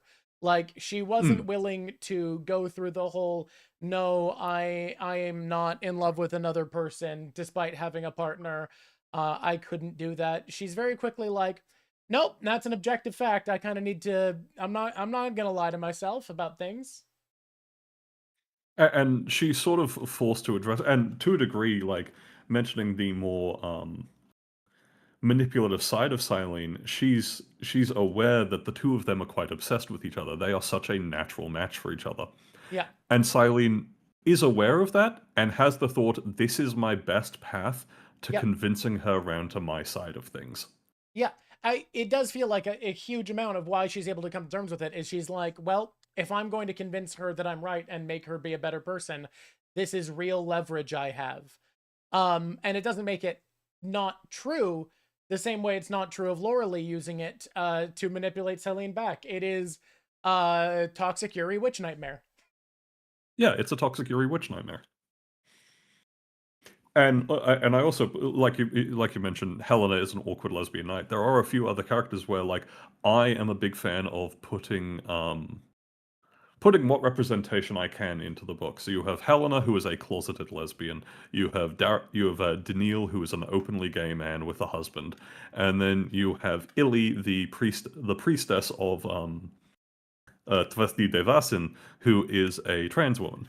So where I can, I put in proper representation in these books, especially within this region where they are more open to these ideas, even though they are a regressive society. Yeah. I mean, something that I think is important in fantasy is that people treat progressivism as though the concepts of intersectionality are actually taken seriously outside of academia. Now, by the way, they should be, but let's be fucking honest. There are so many goddamn people who are part of one minority group that hate every other minority group and think they're bringing themselves down instead of understanding that you got to lift each other up. But then people also forget the fact that, like, throughout history, there have been lots of cultures that are very progressive in some ways and regressive in others. For instance, tons of Plains First Nations groups had a massive acceptance of trans people as a concept, but still had confined gender roles when it came to pairings, where it's like, yeah, you can have people born women in the male role of society or vice versa, but they're still marrying someone in the other role of society. Now, you could have two born male people in a marriage together as long as they're in opposite roles, or a male of the female role marrying a female of the male role, but you still got to marry the opposite gender role in society. Mm. Like, lots of societies had like all sorts of bigotries. Yeah, the ancient Greeks are actually a great example, because we have a lot of examples of them being racist to everyone who didn't speak Greek, thinking they were lesser beings. And despite that, gayness was normal, but also, despite that, incredibly sexist. They hated women more than the vast majority of ancient societies, and I'm not joking, especially the Mm. Spartans, um depending on the era of Greece. But like, I think having more texture to what a closed off society is makes sense. And yeah, and like I to a degree, they're not that bigoted in the respect of, you're a woman or you're this race. You are an outsider, and Mhm. more importantly, you are a witch. Yep, But the that's bigotry our towards her bigotry. being a witch, the bigotry towards her being a witch is, as mentioned before, generational trauma.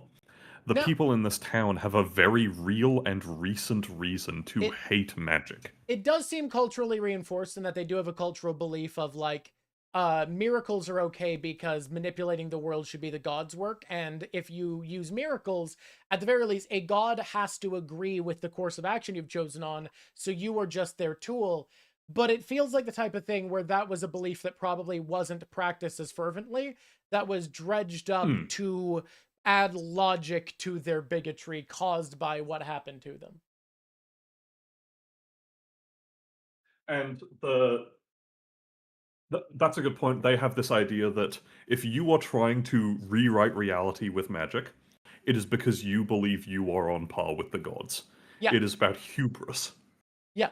A priest can't be acting that way, because if the god they serve doesn't agree with how they're changing reality, nothing will fucking happen. But because at the end of the day, how miracles work in my setting isn't that necessarily that the priest casts the spell. It is Yeah. that the priest asks the god to act through them. And they Yeah. don't always know how that's going to happen. And stronger priests get better at predicting what will happen, whether a god will intercede, and opening their soul to allow it to happen. Like, they And do get, also surviving it, which comes in here in a big way, where a yes. character who has never performed a miracle before tries to, and because of the amount of power that is passing through their soul, it nearly kills them. Yep. Um, which is a great, I don't want to talk about that scene in detail actually, because I think, read the goddamn book. That is a scene that I think it is up to you to put together how it ties into Silene's journey, because it sets things up beautifully, and I don't want to spoil it. And you might be saying, no, tell us. Fuck you. Read the goddamn book. That scene rules, and there are only a few scenes that I'm not going to delve into, but I goddamn love to see how something is tying into a character arc, see lessons being learned and the explorations of what somebody is. Fucking go click that link, buy the goddamn book. That scene I'm not Yeah, so ruining. a lot of this book is about learning lessons about the larger plot from different angles. It's And that moment is a key part of it, where we are seeing a key perspective of what is actually happening in the larger plot through a small scale perspective. this book is Skypiea. Yeah, this The book is goth Skypiea. girl we That's a just really good got, way to put it. We're bonding with the goth girl we just got, we're learning about the lore of the world, and we're in a microcosm of the greater story. Yeah, that is a really good way to put it. Also, Nevermore, I have known you since 2012. You better buy the book. Ooh, my neck cracked. Calling him out directly. Um, Oh. but yeah, that's sort of I think that's most of the things I wanted to cover directly, unless there's anything you'd like to call out about the series as a whole. I'm gonna check something because Otherwise, I put some notes, but I don't remember how many of those are stuff I want to talk about on stream, and how many are just things I'm going to tell you later because I want to read the next book earlier so I can help more. Because it turns out reading is fun, and I know I said that last time, but I also am very busy and have bad ADHD. Maybe I'll build a timeline for myself. Like I'll build a I have to do it by this time or I get stabbed, and that way I'll do it. I will stab you.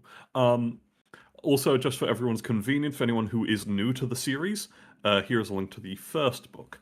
Um, the first book I did actually launch right here on the Drawk show. I Yeah, was one of Drawk's very first guests, and we have been friends ever since. That's the reason I keep getting invited back. which is a great note to Motley's persistence at keeping up with people because I'm terrible at maintaining online friendships because my ADHD deletes people from my brain when I haven't spoken to them in the last 24 hours. That is Um, not a comment on you. That's everybody. yeah, but Irregular Gremlin, the first book is 124,000 words. The second book is, I think, about 147,000. You can And the handle it. third book is, I think, around 196,000. The Gremlin, third you've book is heard me quite say more long words than compared to that. the You can others. handle it. So I think. in paid. Go ahead. Oh, sorry. No, you finish, and then because I basically found nothing. I think I actually covered all the notes I put. So the first book is 272 pages. The second book is about 360, I think, and then the third book is 530. The third book is quite substantially longer than the others, which is very funny because so much of it wasn't planned. The fourth book is what I originally planned the third book to be, and then the third book grew very organically from a few small choices at the I'm beginning. allowed to call it a side quest, is what I'm hearing. Yeah. A regular gremlin, anyone who asks about a word count is either someone who struggles to read anything long or someone who consumes literature so quickly that they need to know they won't devour it in 3 minutes. I can see which one you were. Yeah. And Irregular Gremlin, I am on the Drawk Show Discord. If you do pick the books up, please message me, and I will talk to you about them. And also, anyone who does read them, please review them on Goodreads. It is a genuinely big help.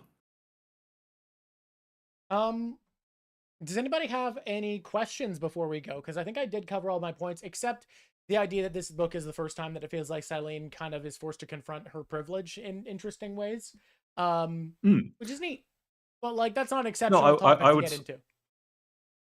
I would mention that just quickly, where the first and second books have a lot of sort of camping to them, where Yeah, Silene is dealing with her privilege by being out in the wilderness. Here she is dealing with her privilege by being among peasantry. yeah. And there's even a moment where she realizes how peasantry they are, because a young boy is coming onto her, and in this book, all of them are speaking in Yazık, which is the old language. Um, it is like old human.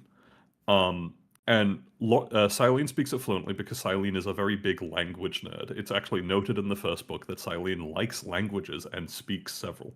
And she writes down her response to the boy in the snow in Yazık, and then he just looks back at her and says, "I can't read."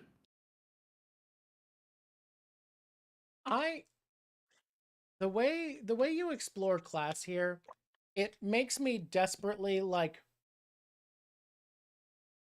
want to write something from the perspective basically based off of Fire Emblem Radiant Dawn and Path of Radiance because like there's this fun simpatico between people of Silene's tier of society, which is effectively royalty, that's her social tier, even though she's just an aristocrat technically, and Hmm. people in just the military world, like a mercenary, and they can shake hands in being equally frustrated by the aristocrats and the peasants alike.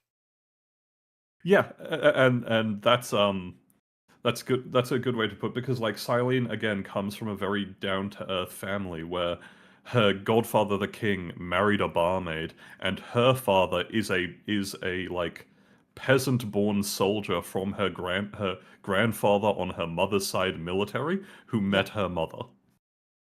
Um, Gygaxian, I've not played Holy War. I will one day. God, so fucking much of the Tellius games is just Ike being like, I hate these people, and Alencia going, I know, Ike. All right. Somebody's asking if you could change one thing. Nevermore's asking if you could change one thing from past entry of the series, what would it be?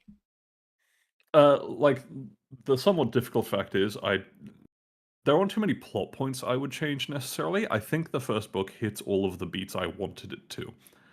I just think I am a better writer now. So you would upgrade the quality. Yeah, I think uh no, Raffle Four Star. I probably explained that badly. The the her father it was a member of her mother's father's military and met her mother through that connection. Um, but yeah, I think the first book is still a good book. You know, I still like the first book. If I wrote it now, it would be longer, and I think I would just do a better job of it. Because naturally you progress to be a better writer the longer you're writing. And I work professionally as a writer outside of writing books. I So think in this time, I have been working full time for 7 years. I've just gotten better as a writer in I this think time. I think it really comes through in texture because texture is a big thing I talk about. And it's something I think you've always done well in combat and character. But I think like the world, the social structures, the little nuances of place, I think you've gotten much better at making those feel concrete as it goes. And I think the Hmm. ability to make those spaces feel as real as they do in the later books is what the first book is lacking compared to book 2 and 3.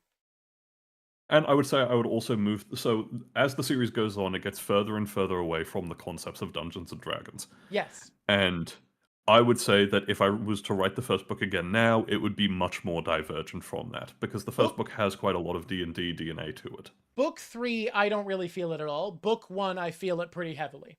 Book 2, Yeah. I feel it a little bit, but not much. Book 2, I sometimes compare Book 2 to Mass Effect 2, where Book 2 is so much about the characters until it nears the climax. I think that's pretty Where fair.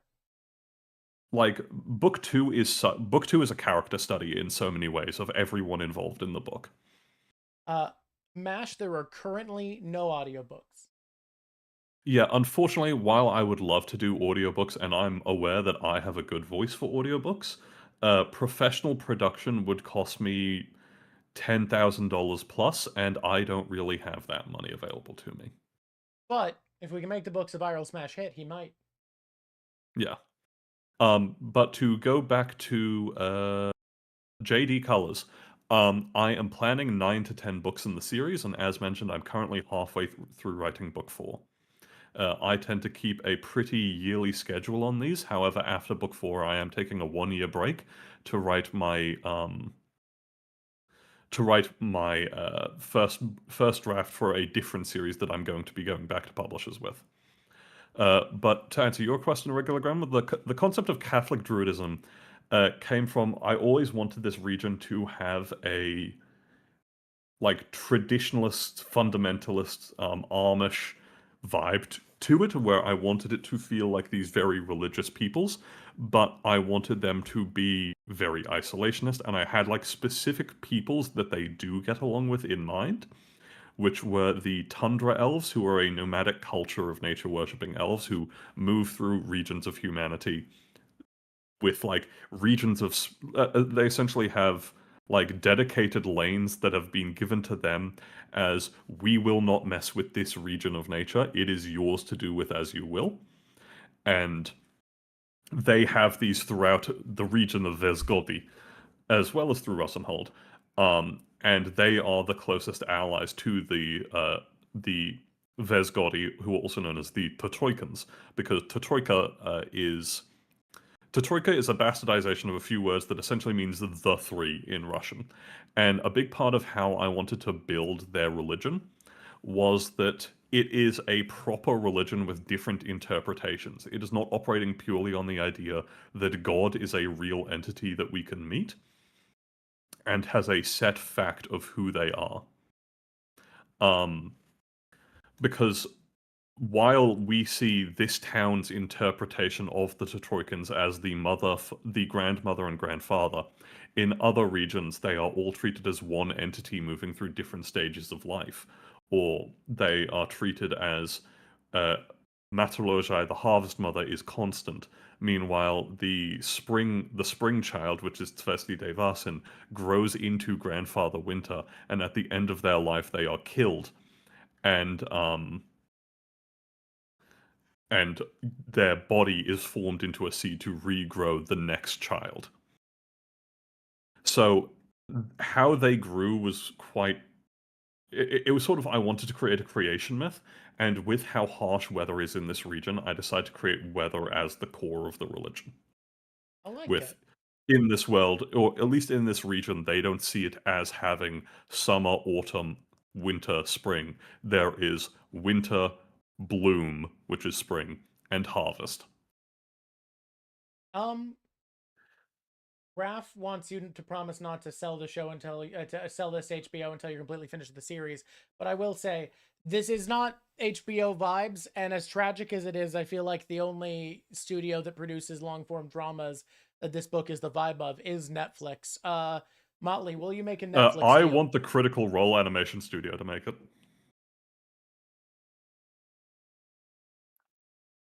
Oh, good luck, I guess. Maybe. Yeah. I mean, yeah, the I like that. Medveduk are the Vikings. The bear men. Yeah. Yes, Unless the you Medvedek didn't are get the here while we were Bearmen. talking about them, in which case you got to watch the VOD because there's too much to explain. Yeah. Mountainish Tree, to answer your question about the cantrip equivalent spells from the book in real life. The somewhat difficult question. There are cantrips in the book, but I don't have them come up too often. In different points in history, the ability to create a spark at will is undeniably the most useful one. Like, the thing is, in modern day life, it is hard to say what cantrip is more useful than just having a phone. Honestly, yeah, like message, yep, texting, light, yep, flashlight app, Translation. yep, Yep, I've got Google Translate right here. prestidigitation. Like, Oh, make an image of anything. How about there you go? I Google imaged it. yeah, like I would say the ability to clean something, like Silene in the first book, when it is a point of note in the book that the the women of the Petransky family all have very long hair, apart from the one member of their family who is a full-time professional duelist, who has cut her hair to like a pixie cut, and her mother was furious with her for weeks. All the rest of them have hair down to their waists or longer, and Silene is shown to use magic to dry her hair. And that would be pretty useful, I guess. I think prestidigitation is kind of the only style of like D&D-ish cantrip that's really good in real life because of the versatility, but specifically cleaning shit, just like that rules. Yeah, cleaning shit would rule. That's the Uh, useful one. if I could take any of the like not super powerful spells from your book into the real world, I want the Bands of Force so I can jump good. I want the weather protection spell. That is pretty sick. Yeah. Yeah. Which, how it works is actually just creating a current of air around you that you control the temperature of. But have you thought about jump good? Jump good would be cool. I won't break my limbs with the Bands of Force, I promise. Green Entertainer, how do I know when I've grown as a writer? I've been writing for most of my life, but I keep finding myself shutting down before I follow through on ideas. Oh, no, you're just not doing the... It's quite a multifaceted question, but for me, you've kind of asked writing... two questions is the issue. Yeah. Like, I would say that... Sorry, I'll let you answer You first. you answer question. Yeah, well, actually, I'll split this up. Then you tackle question one. I'll come to question two because what you've done here is you've asked how you know you've grown as a writer, but then you've listed examples that are actually kind of irrelevant to that point and are more about how do you approach writing to be productive, and that's really the question you're asking. Do you want to tackle the how do you know you've grown as a writer, and then I'll do the second half?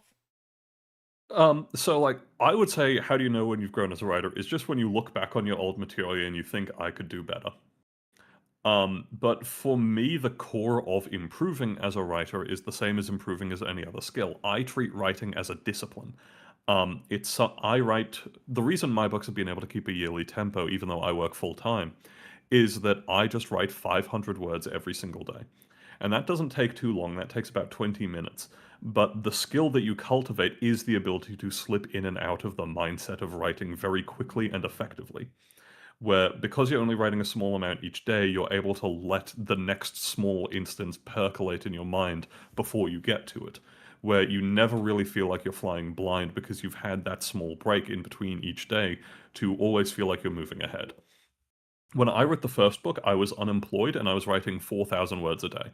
And I actually think that is a worse way of writing than how I write currently, where I'm writing in very small chunks very regularly.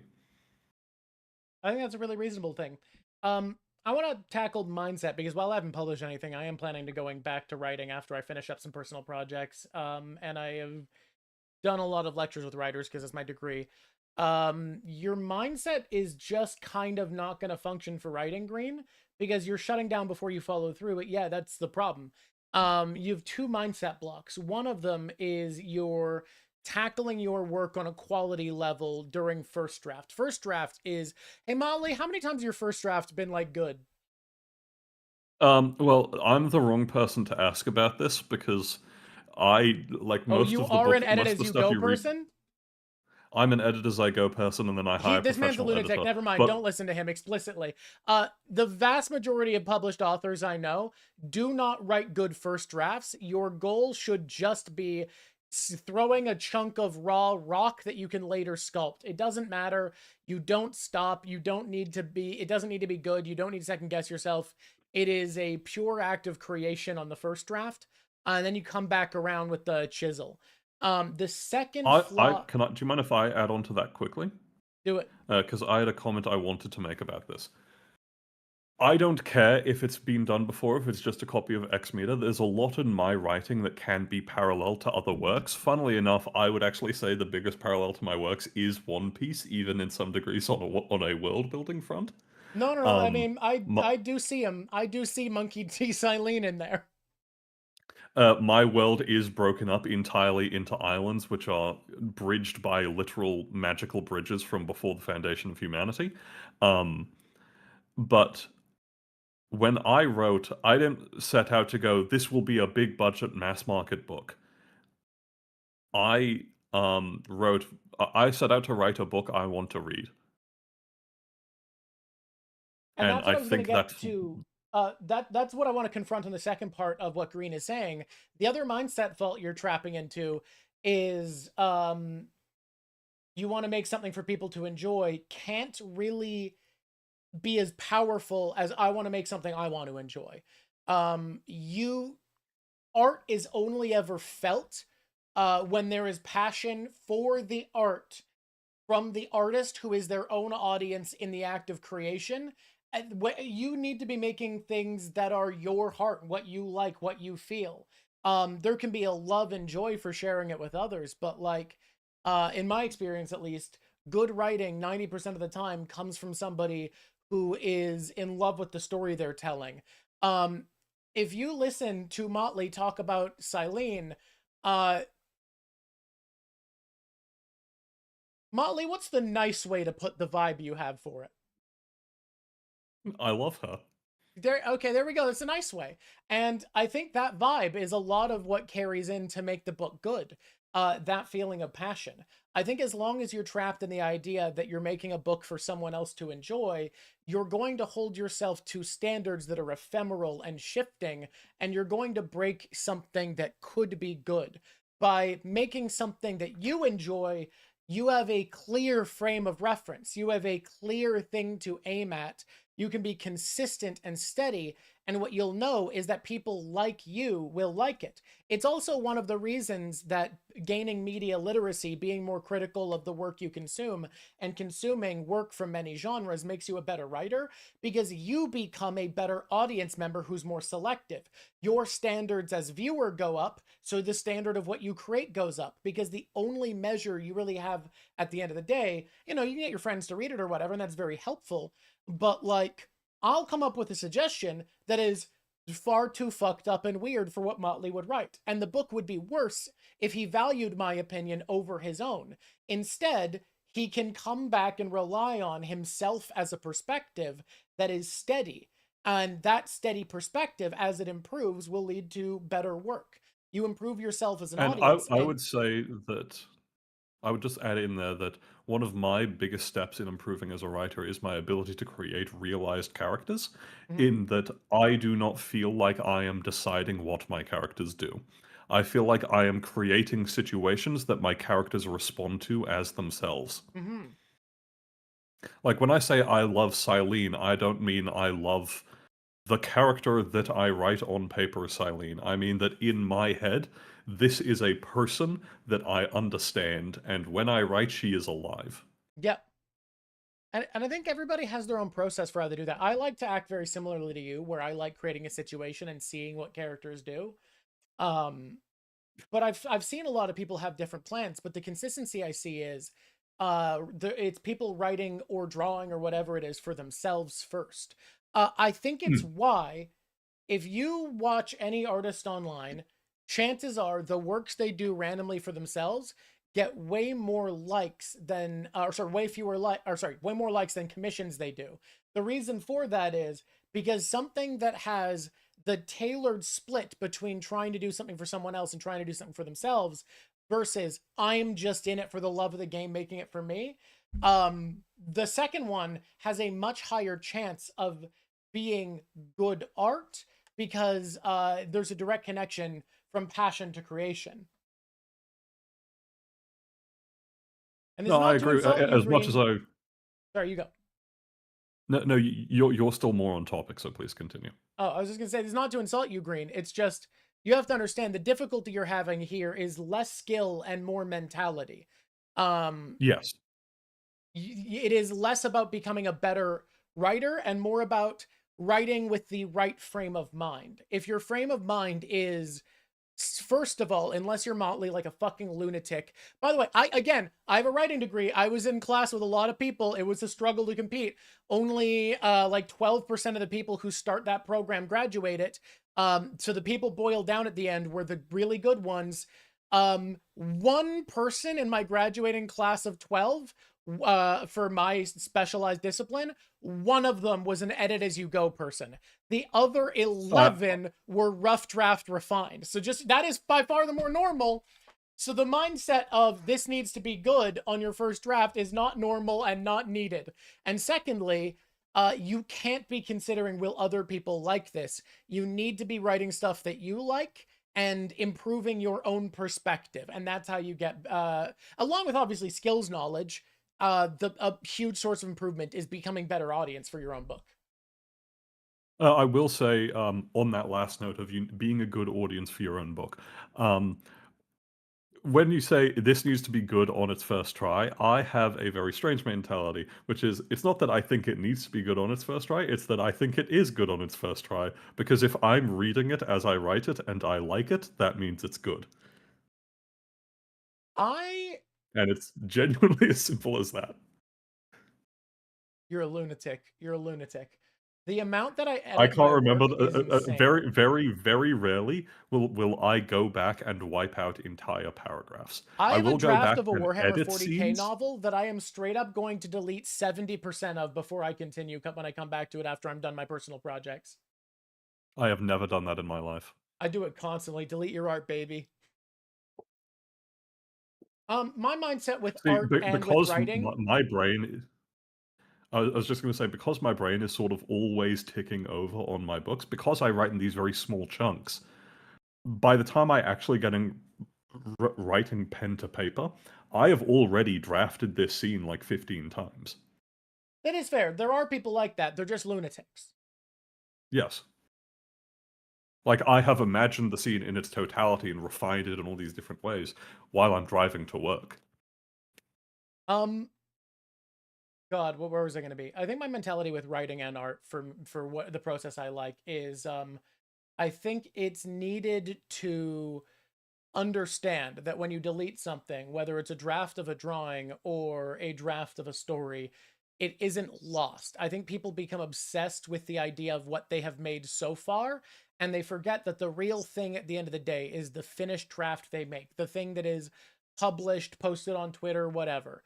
That thing does benefit from a scrapped draft because you learned during that. You developed an approach, you gained experience, you gained perspective. That isn't gone from the final version. Even if you technically deleted it, the progress was in your mind. And that's still Mm. important.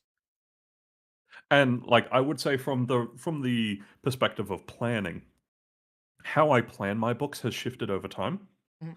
Um, where once upon a time, when I wrote the first book, I wrote the entire book as like a 5-page summary with 0 punctuation.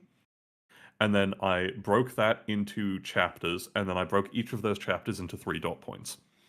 Yeah.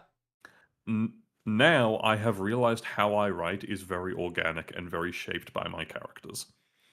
So I It, don't go in to write the entire book at once. Instead, I know where the book ends, and I write notes for the next arc. And then when I get to the end of that arc, I look at how what I wrote has changed from my notes, because it will have changed. can I say, Um, I feel and like book I adjust. two, the organic feel didn't feel fully fleshed out yet. Book three incredibly feels like your characters are exploring a sandbox. I mean, book three, like, I spent a long time before writing book three fleshing out the region it takes place in. And I would say the real strength of book three is that the location is a main character. Well, and that makes sense for why it has a sandbox feel, because what you've described is effectively how someone would run a sandbox tabletop game, which is put a ton of work into fleshing out the situation, understand how the actors within that situation will act and react to given scenarios, and then effectively let the pieces fall where they may. And that is the feeling I get from book three. And I think it is impressive, if that's your style, how well things are seeded. It does feel like the seeds are planted thematically throughout, especially the seeds you planted for my great Laurelie's mom theory that you're going to use, because I mentioned it, and then you wrote a book that exactly sets it up thematically with like 2 separate foils. So clearly you loved that idea. Yeah, and that's another issue of my writing is that I like talking to you, and you enjoy misery porn. I love misery porn. I love to And hurt characters. And I am a hopeful, kind boy who wants nice things to happen to my characters. And book three, I have been told, is just upsetting for large portions of it, where people just want Silene to have a break. Are you blaming me for this book being so much worse for your girl and everyone else?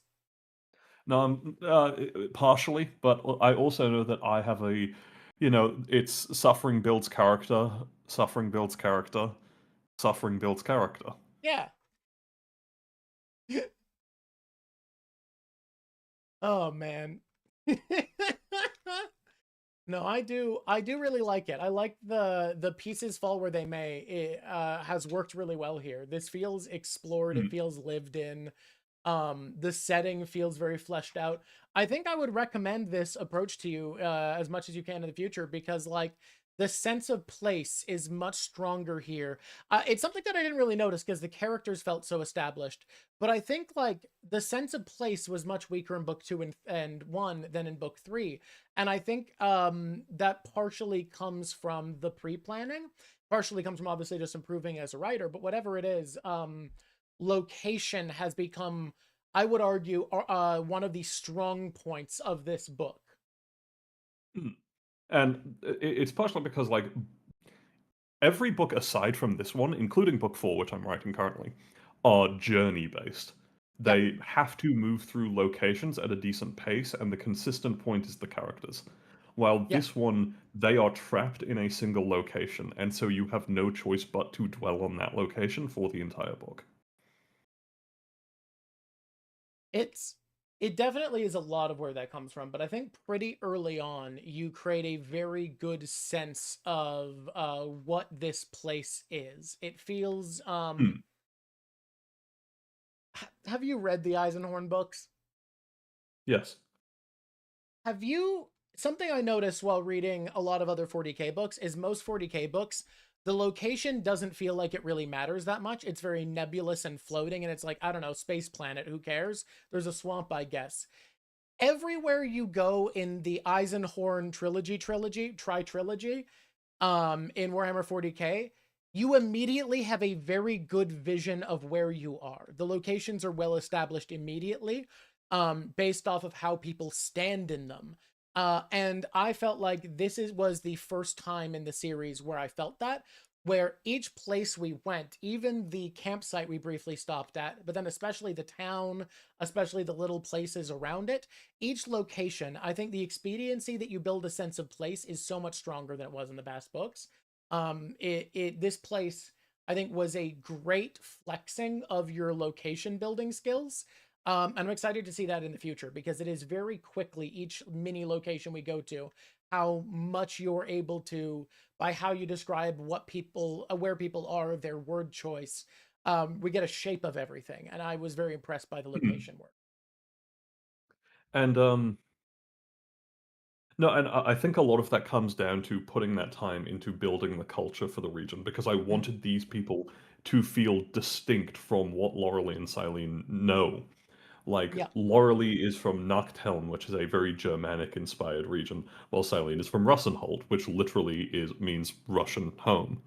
I'm not subtle about it. While the Vesgodi are meant to be foreign in many ways, and while they are still human, while they still speak a language the two of them understand, even if it isn't their native language, they are meant to feel like outsiders.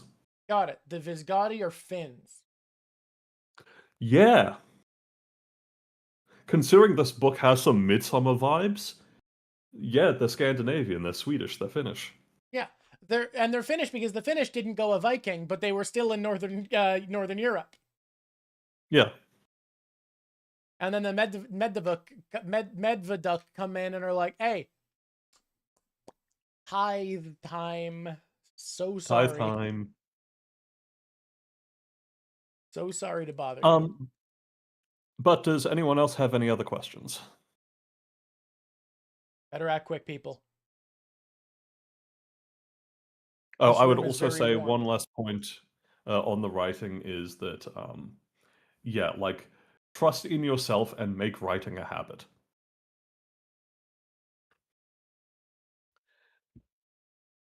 So, oh yeah, sorry, Irregular Gremlin. Not really. I don't know enough about music to make strange musical instruments. That's just sort of the fact of it. I fully get that feeling. Yeah, Like, I am not a music guy, and so music is not a big focus of the it series. it's one of the funny things with fantasy world builders is there will be these blind spots of like for me, I know a decent amount about geography and culture, so if I build a fantasy world, you're going to see like, oh, this is how the river system influenced the cultural development in this region. But I know shit all about music, so I'll be like, I don't know, they have this flute. And then people be like, you fool, before advanced machining was invented, this flute was impossible. Are you suggesting they've developed magical factories to build this flute? And I'll go, I don't know, yeah. But then people who don't And know I about will like respond, cuisine and yes. agriculture will have like herbs and gardening methods that don't make sense way back in time. Like, I think there'll be weird world building blind spots for anybody where they just copy the modern world in a way that doesn't make sense. And like, I probably have a few small points of that. And one I've had pointed out to me before, I will mention a regular gremlin. In my modern day D&D setting, well, it's not modern day. In my D&D setting, which is this world 500 years later, there is a character with a magical electric guitar. There you go. Um, Just got to wait 500 years. but I would say, like, from a world building standpoint, like, I always try to keep my world building limited a little bit. I've had it commented before that in a way I really diverge from Brandon Sanderson is that I don't feel the need to explain everything. You experience the world through the characters. Um, And I so, I think that's the huge benefit you have over him because whereas I think his books can kind of only be enjoyed if you're like me and like to autistically think about power systems, I don't think that is a necessary trait to enjoy these books. It just helps. yeah, like very rarely does Silene sit down and explain to you, the reader, every aspect of someone else's power system because she doesn't know. Yeah. Yeah, and even world building details, you find out that the farmers come and live inside these giant greenhouses where each generation they improve the artificial sun and watering systems and fertilizer slightly to make them more sustainable.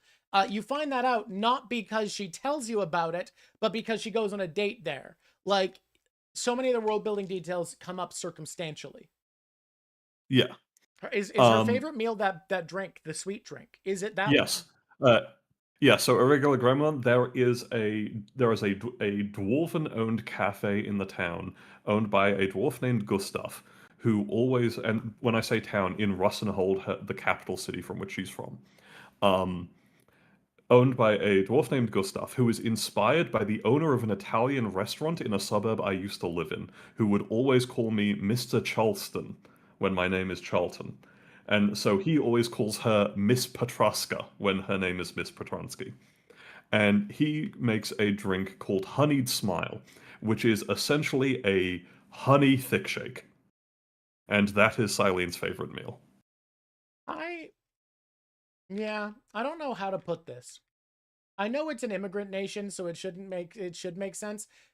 An Italian immigrant being in Australia feels weird to me somehow.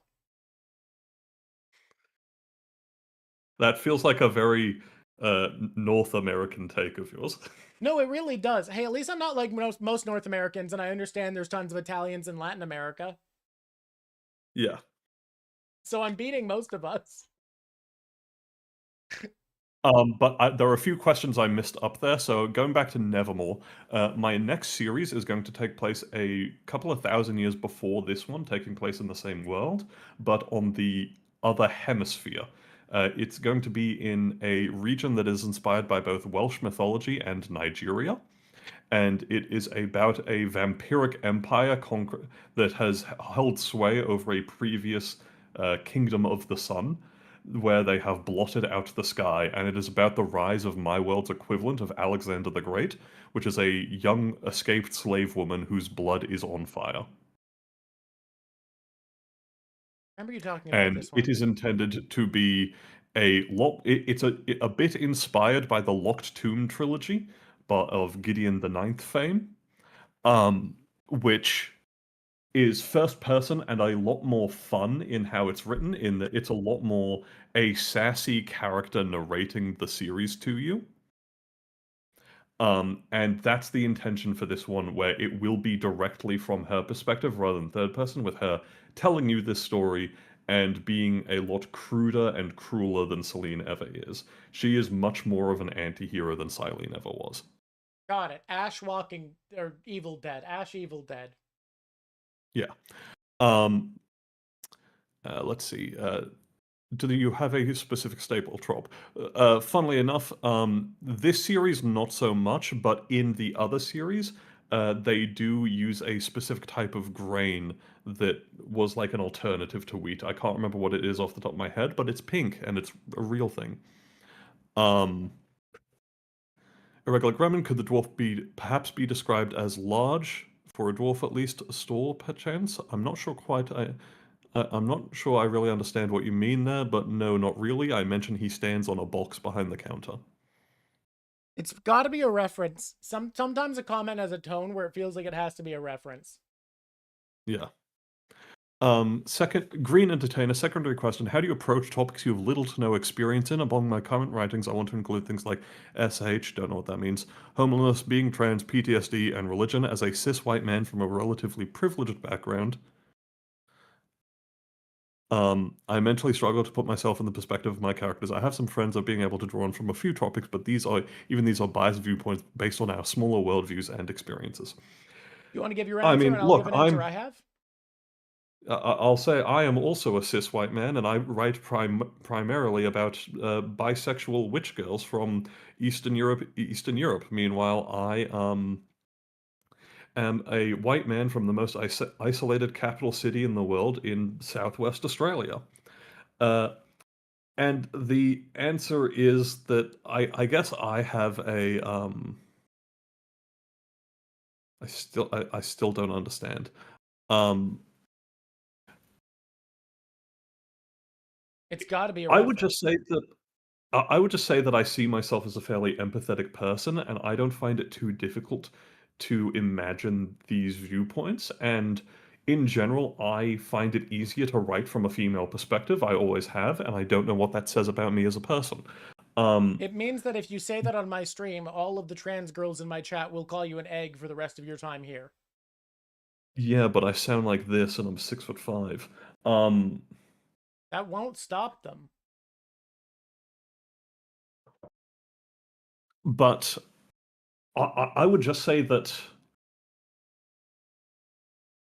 I'm not afraid to write things I don't necessarily know about, as long as I feel like I can put myself in the shoes of that situation and get a feel for it.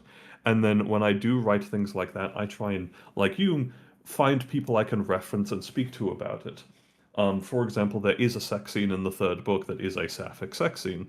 So I went to a few lesbians I know, and also went to the local smut bookstore that stocks my books for some reason, and I got the owner of that bookstore to read the scene and let me know how I did. And she said it was so innocent and compared to what she usually reads. That's funny. Um, I think it was well done. I here's so my take in general is like you can just talk to people, you can talk to people. Here's a big one. Reddit. If you Google what's it like to be blank Reddit, you are going to get a thread with a bunch of people, some of which will be honest, telling you what their experiences are like. And the great thing about that is instead of relying on a singular perspective where you were writing one person's idea of what being insert group here is, you get a multitude of them. I genuinely believe the don't tell other people's stories thing is bad for progressive values and will close us off. And that's bad because my school I graduated from doesn't want me to believe that.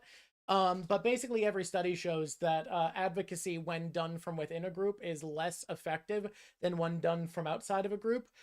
Just check in with the people you know from that group if possible, if you are representing them in a way that's harmful, and make changes as needed. Read from other people's perspectives, see what their worldview is like. But like, I don't know. I think all of writing is an exercise in empathy, perspective, and imagination. And if you limit that in weird ways, you're just capturing less of the human experience.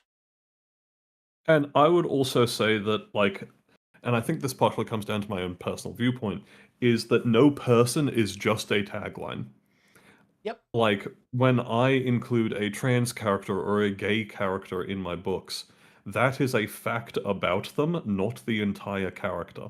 And if you are capable of writing a character in general, then you should be able to apply these things to them because you are already writing an other to yourself. Everyone has a different experience in life. Two cis straight white men have entirely different experiences in their lives. And just writing another person is already writing someone different from yourself. So you shouldn't be afraid to include these aspects to characters, as long as you're not being reductive and saying that is the character. I've been told by women who read my books that they really appreciate how I write female characters as a male author. But I always just say that I write characters who are female, not that I write female characters. In that I consider all these aspects of different people to be different aspects of the person, not the totality of them. Yeah, largely women are people. Yeah.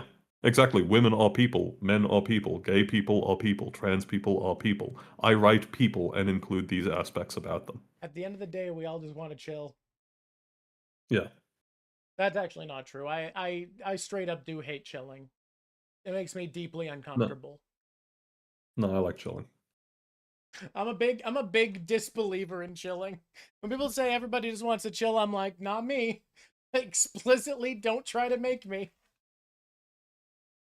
I was watching Taskmaster and there was a task where you had to pick one option and it was do 100 push-ups, sit for 10 minutes still, find a needle in a haystack, or eat an onion. And let me tell you, brother, I'd be eating an onion.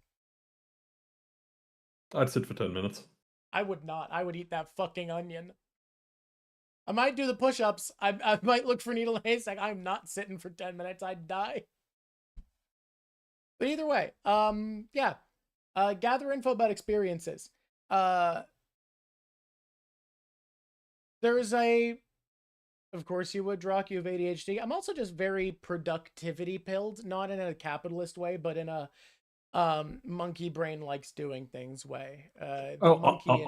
I'm also very productivity pilled. I'm bad at just sitting and enjoying things. Yeah. But when I say I'd be sitting still, I would just go, awesome, 10 minutes to think about a book.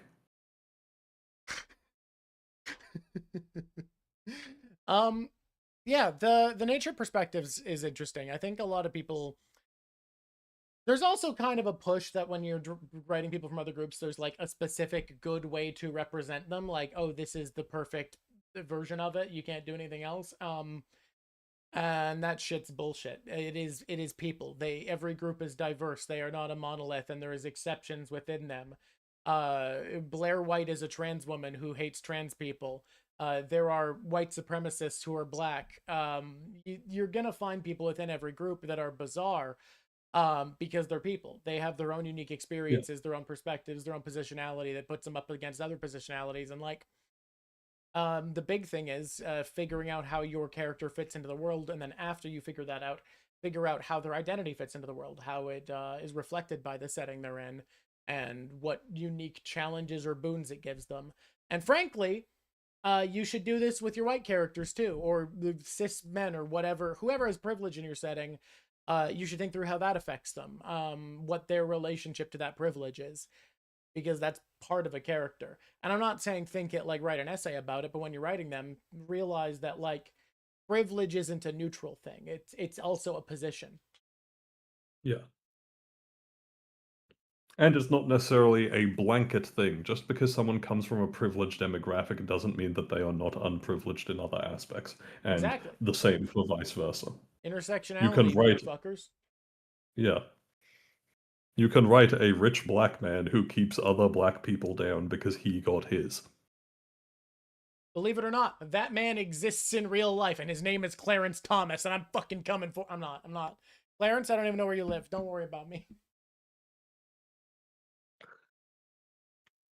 But I would say we've hit 2 hours 35. We've been going for a good amount of time. We have. I'll drop a link to the book again in the chat. Can But if anyone has any more closing questions, shout them out.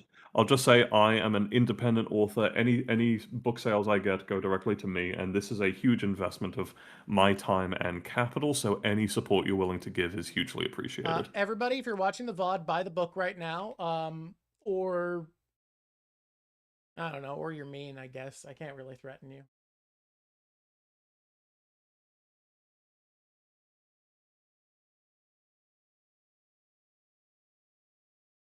In addition to that, professional identity as a scientist. You can't write a regular gremlin? Then learn charades. I hope you enjoy the trilogy, Green. I really do. I am not just saying that because I'm Motley's friend. There are genuinely things that I think he does better than any other fantasy author I've read. And the book series has just gotten more interesting as it goes. And I don't just say that because I have been a minor help in hammering out lore and certain other small elements. It is also genuinely just a work that is improving over time. But also, I've had some hand in a small hand in world building aspect. Yes. You have been a big help in the series as a whole, especially in regards to the third book, because you and I bantered a lot about world building elements for the third book. We did, and like I feel like it was a good position where I gave a lot of the initial ideas for the Medvedik and the Ogre Nest, but like the final realized version is so far from that initial seed I gave you that it feels like it's in that really good place of like offering a suggestion and that's the seed, and then seeing someone turn that into an entire garden, and that's awesome. Hmm. You wrote keywords on a whiteboard. Yeah. I got to be whiteboard keyword man. Um Circled. I think doing a lecture series with you would be very funny because you are a much less aggressive tone in giving lessons than I am. I'm very compared to you, I am a very chilled person in many respects, and also take what I do less seriously, I would say. And that may partially be because I don't have a degree in writing, I have a degree in journalism. But you And have I think done that more is writing than me. yes. And I think that is reflected in how I write as well, where I am always coming from the perspective of a reporter, where I am telling you what is Mhm. happening, not Well, necessarily um, I telling you what you should think about it. can I say one of the big reasons I want to help more is because I'm realizing I think I can help you with your writing if I'm more of an active role, because I was realizing while I was reading what my specific background education is, because I have specifically a poetry degree. And I think I approach writing like a poet at this point. And I think when it comes to a lot of what poets do, you already do it perfectly, which is like specific concrete details, finding unique uses of your words, finding a way to have a word evoke something that it doesn't usually. And I think the big one that I want to be a part of in the next bit is tempo control, because I think you have a very good grasp of tempo control on the narrative level, but I think on the paragraph level I could be a help, and I'm going to try to be more of a part of the writing process for this one to see if I can. Yes, because I will say my writing is largely unconscious. Like when I'm writing, I'm often writing with my eyes closed, imagining the scene and letting it flow out of me. Mash, that is a very funny comment. Yeah. um Last thing I want to add, Guy Gas, why the fuck don't you show up to all my politics streams? I feel like you cheer me on every time I say a single politics thing. I'm here like every Saturday talking about this stuff. Next week I'm gonna be, or maybe tomorrow, I don't know, if my mom's not available, I'm gonna be predicting what's gonna, I think is gonna happen over the next 5-10 years, so it's gonna be a bad one.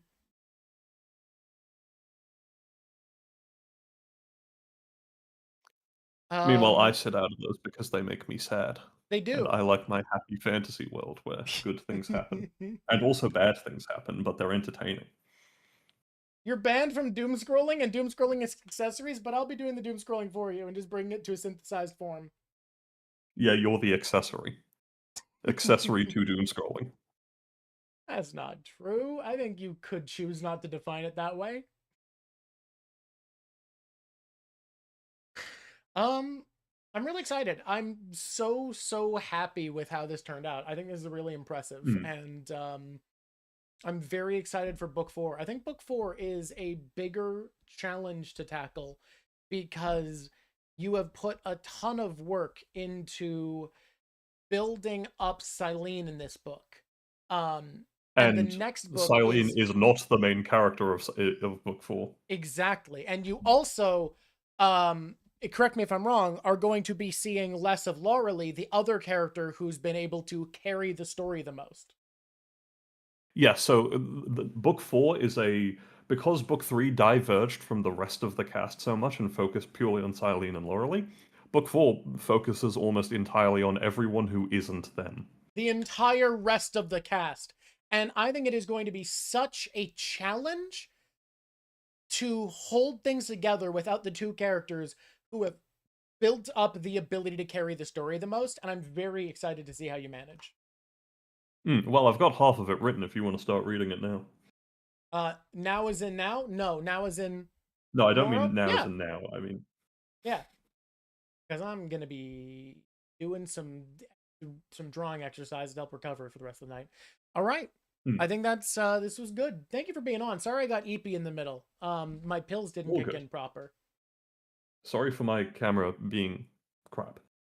It's okay. You're in Australia. I just assume that all tech is held together by duct tape and barbecue wire. At least my work laptop is. Okay.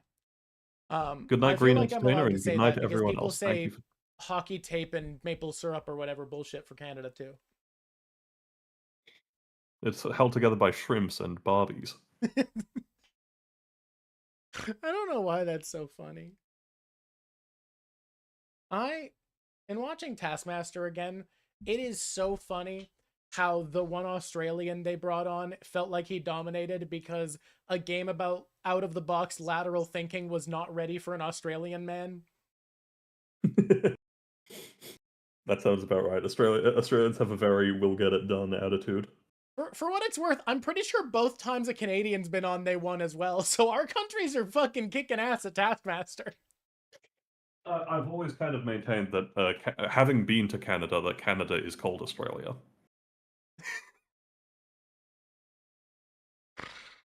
I guess here's my pitch. If we're called Australia,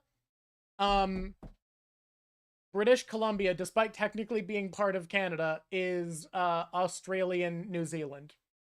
You mean Canadian New Zealand? Sorry, Canadian Yes, New I can Zealand. buy Yes. it. Hear me out. Wouldn't the French part of Canada be Nope. Hear Canadian me New out. Zealand? Hear me out. Right? More temperate climate, generally more lax, somewhat more left-leaning, but with a bunch of weird land rights shit. Weird, awkward relationship with their native people, but they plaster their artwork everywhere. Sound familiar? Yeah, sounds about right.